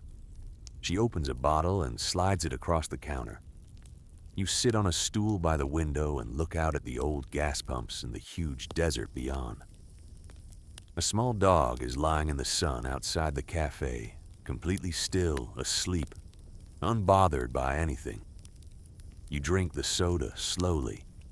It's cold and sweet, and it tastes like the best thing you've ever had. The woman behind the counter doesn't talk, which is exactly what you need. You just sit there and look at the desert and feel the slow, quiet time passing. Eventually, you leave a tip on the counter. You walk outside. You put on your helmet. You swing your leg over the bike. You start the engine, and the sound of it is small against the enormous silence of the Mojave. You roll out of Roy's, slowly, and the old sign fades in your mirrors as you go. The road continues west. The heat keeps building. The sun climbs higher. The desert shimmers in the distance where the heat rises off the pavement. You can see the shimmer on the road ahead of you, making the asphalt look like water, making the horizon tremble. It's the famous mirage of the Mojave. Generations of travelers have watched that shimmer and wondered if they were going crazy. You pass Baghdad, another ghost town. Just a single palm tree in the middle of a bare patch of desert, marking where the town used to be. Baghdad was once a real place, with a cafe and a gas station and houses. When the road was rerouted, Baghdad was abandoned. Today, there's almost nothing left, just the palm tree and the memory. You pass Ludlow, then Newberry Springs, then Daggett, each one smaller than the last, each one slowly being swallowed by the desert. Finally, you come to Barstow, a real town, a working town, the first substantial place you've seen since Needles. Barstow is where the Mojave starts to let you go. The road into Barstow is already different. There are more buildings, more cars, more signs of civilization. You ride slowly through the old section of town, past classic Route 66 motels like the Route 66 Motel and the El Rancho, past the old train depot, past a diner called the Baghdad Cafe Restaurant, not the real one from the movie, but a tribute, named in honor of the ghost town you passed a few hours ago. You stop briefly in Barstow for gas. You get off the bike. You stretch your back. You wipe the sweat from your face. The heat is at its peak now. It's mid-morning and it's already hot. You drink a lot of water. You pour a little bit of it over the back of your neck. The cool water feels incredible. An older biker in a faded leather vest is filling up at the pump next to yours. He nods at you. "Where are you coming from?" "Chicago," you say. His eyebrows go up. "No kidding, the whole road?" "The whole road," he smiles. "I rode it back in '82. Changed my life." "You almost done now." "Santa Monica tonight," you say. "Beautiful," he says. "Take the last part slow. The last part matters." You nod. You thank him. You put on your helmet. You swing your leg over your bike. You roll back onto the road. The road out of Barstow climbs gently into the Cajon Pass. This is where the mother road begins to descend from the high desert to the coastal basin where Los Angeles sits. The climb is long but gentle. The land is changing around you. The pure desert is giving way to scrubby chaparral and low oak trees. You can see the faint silhouette of the San Gabriel Mountains ahead of you. The mountains that will escort you down into the Los Angeles area. You come to the top of the Cajon Pass. And from there, for the first time, you can see the beginning of something you haven't seen in days. Haze, smog. The thick yellow-gray haze that sits over Los Angeles like a blanket, trapped by the mountains that surround the city. It's not beautiful, but it's unmistakable. It means you're approaching the end. It means the coast is close. It means the ocean is waiting somewhere beneath all that haze, waiting for you to arrive. You roll down the other side of the pass. The road drops steadily. The air thickens. The temperature warms up in a different way than the desert warmth. Not dry heat anymore, but a fuller, heavier heat that carries moisture from the ocean. You can almost smell the Pacific from here, even though it's still over an hour away. It's a faint salt in the air, a hint of something distant and enormous. You come into the city of San Bernardino. This is where the Mother Road officially enters the Los Angeles basin. San Bernardino is famous on Route 66 because it's the home of the original McDonald's. Not the first one chain, but the first one that the McDonald brothers built before Ray Kroc took over the franchise and turned it into a global empire. The building is gone, but there's a small museum on the site now with vintage signs and memorabilia. You ride past it slowly. Another piece of Americana. Another reminder that a lot of things that became gigantic started out as small dreams along this old road. The road continues through the suburbs. Foothill Boulevard is the name of the old Route 66 alignment through this part of California. And for miles and miles, you ride slowly down Foothill Boulevard, passing through one small Los Angeles suburb after another. Rialto, Fontana, Rancho Cucamonga, Upland, Claremont, Monrovia, Arcadia, Pasadena, each one blending into the next, each one with its own small section of old Route 66 motels and old drive-ins and old diners.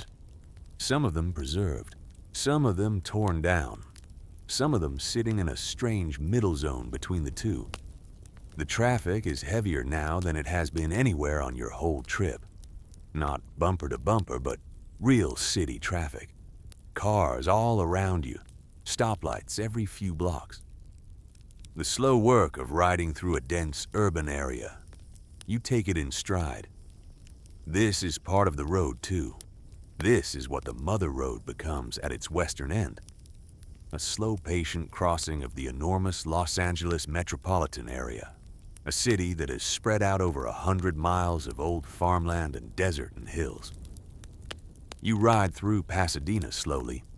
You pass old Art Deco buildings and small cafes and palm trees lining the streets.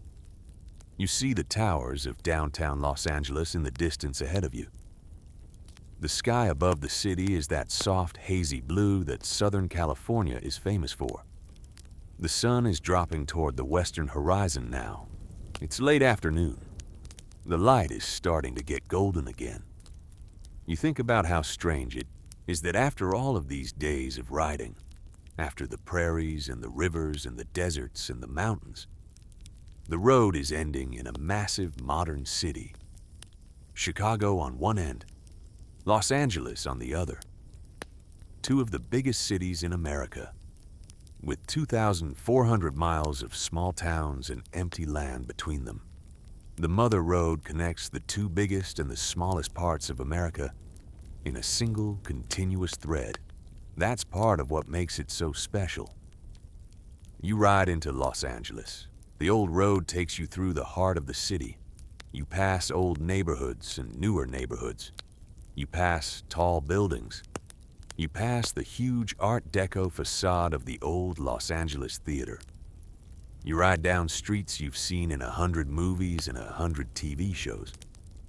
You don't recognize most of them individually, but together, they feel like something you've been looking at your whole life without knowing it. The sun is getting lower. The air is cooling. You can smell the ocean more clearly now. Salt, water, kelp, the faint sweetness of the Pacific. Your bike is humming steadily beneath you. You're almost there. You come to Santa Monica Boulevard. This is the final stretch, the last few miles of Route 66. Santa Monica Boulevard takes you straight west, through Beverly Hills, through West Hollywood, through Santa Monica itself, straight to the ocean. You ride slowly. Every block brings you closer. Every traffic light you wait at feels like a small moment of ceremony. You are almost done. You are almost at the end of the Mother Road. The boulevard gets narrower as it approaches the coast. The buildings get older. The palm trees get taller and more beautiful. The light gets softer and more golden. The breeze off the ocean is starting to reach you now, cool and salty and wonderful. You can see the ocean. For the first time in the entire journey, you can see the Pacific Ocean ahead of you. A thin strip of deep blue on the horizon between the tall buildings and the palm trees. Your heart does something small and quiet and amazing when you see it. You've been riding toward this for 2,400 miles. Toward this water. Toward this exact view. And now it's there, right in front of you. You ride the last few blocks slowly. You don't want it to end too fast. Every block is sacred now. Every traffic light is a moment to savor. You come to the very end of Santa Monica Boulevard. The road bends gently to the right and takes you down toward the ocean. You can see the Santa Monica Pier ahead of you, extending out into the water. with the famous Ferris wheel standing tall against the sunset sky. You ride onto Ocean Avenue. And then, after one more turn, you ride onto the pier itself. The pier is busy. Families walking with their kids, tourists taking pictures, street musicians playing softly. The smell of the ocean is everywhere. The sound of the waves is underneath everything. The Ferris wheel is slowly turning against the orange sky, its lights beginning to come on as the sun gets lower. You ride slowly down the wooden boards of the pier. Your tires hum a different sound on the wood. You can feel every plank. You can hear the ocean beneath you, waves crashing softly against the pilings.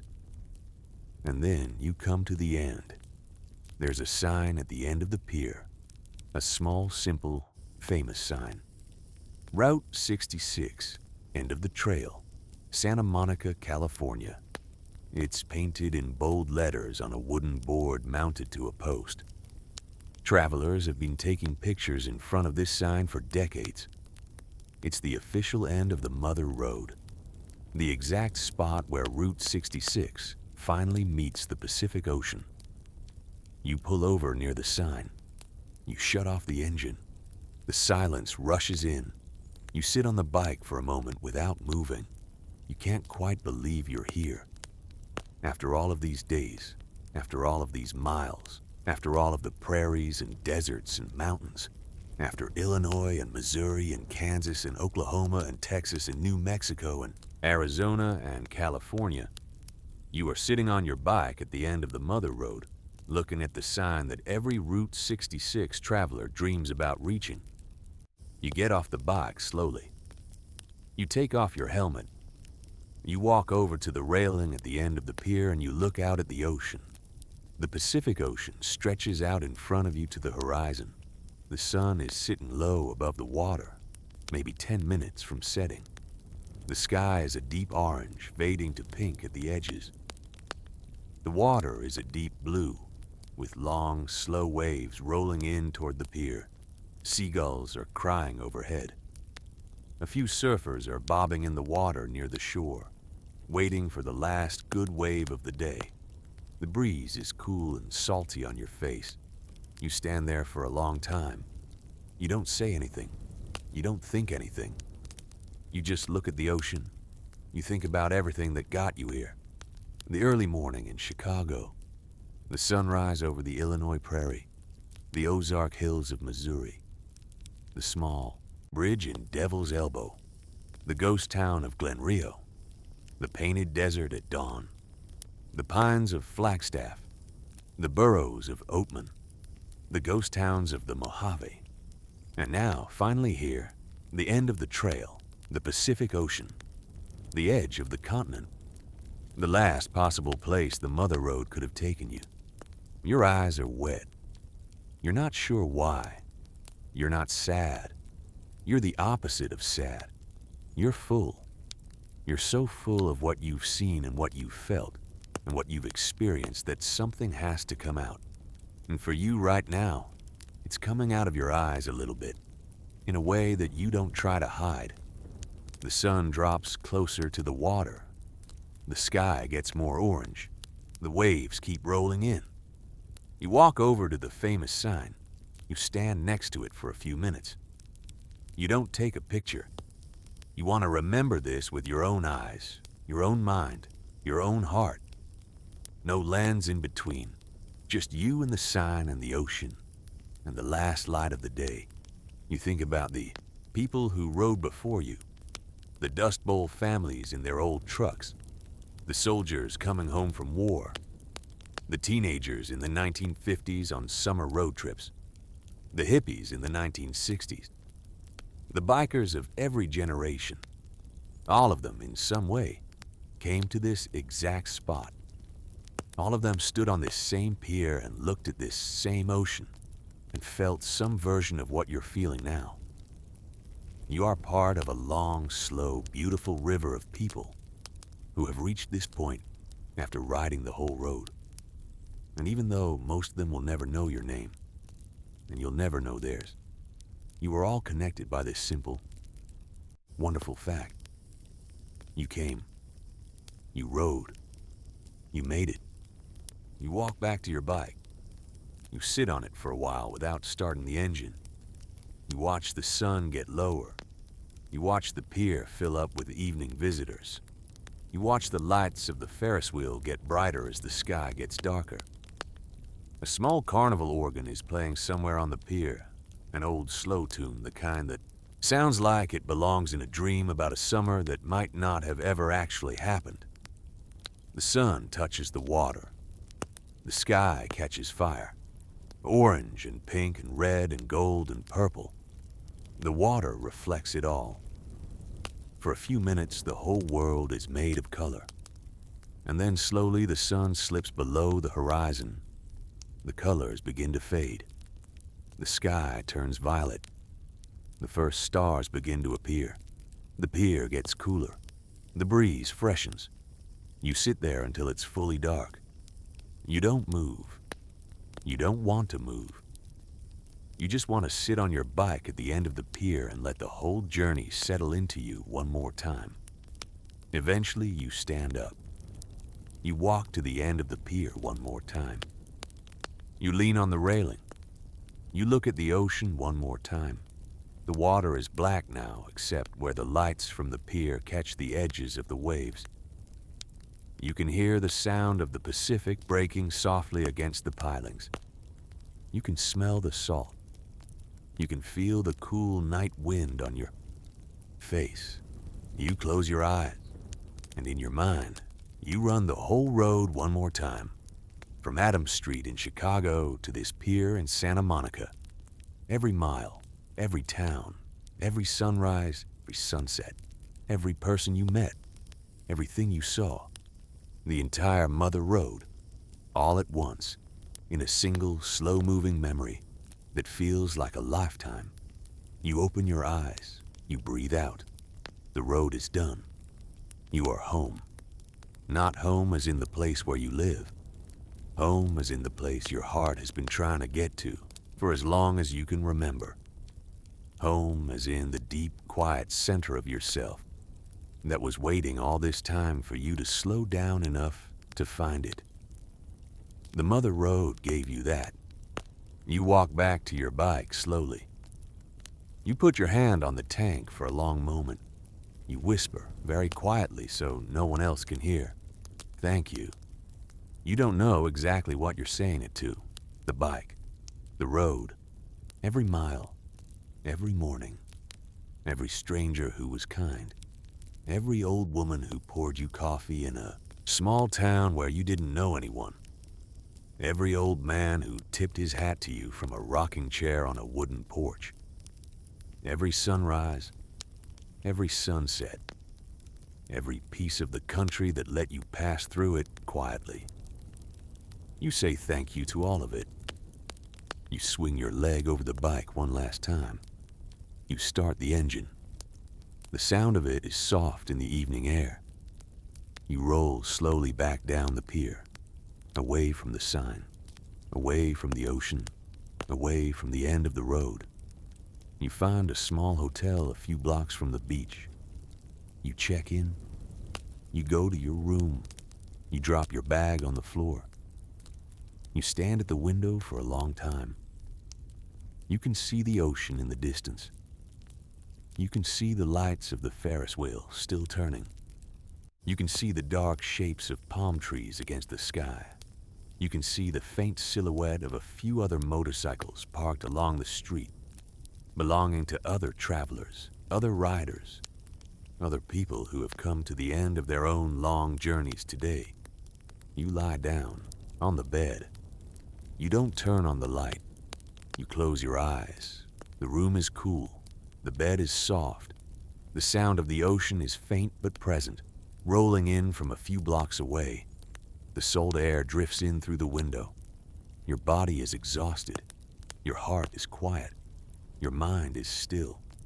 You rode the whole Mother Road, from Chicago to Santa Monica, 2,448 miles, 8 states, every town, every sunrise, every mile, every moment, All of it yours now.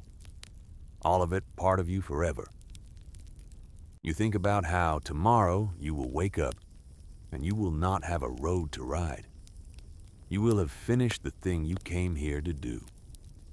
And that will be its own kind of quiet gift, because finishing a long journey is not the same as losing it. A long journey stays with you. A long journey becomes part of your body and your mind and your spirit. A long journey changes the way you see everything for the rest of your life. You will always be a person who rode the mother road, and that means something. The waves keep rolling in outside your window. The Ferris wheel keeps turning. The palm trees keep swaying gently in the cool night breeze. The stars are turning slowly above California. The whole continent you crossed is sleeping behind you. The ocean you came to find is right there, just a few blocks away, breathing in and out, the way it has breathed for 1 billion years. You are so tired, so beautifully tired, so deeply, completely at peace. You feel yourself sinking into the mattress. You feel your breath slowing. You feel the last small tensions in your shoulders and your jaw and your hands releasing, releasing, releasing. The mother road carried you all the way. And now the mother road is setting you down, gently, into the softest possible sleep at the end of the longest possible ride. You don't need to do anything anymore. You don't need to think about anything. You don't need to plan anything. You don't need to remember anything.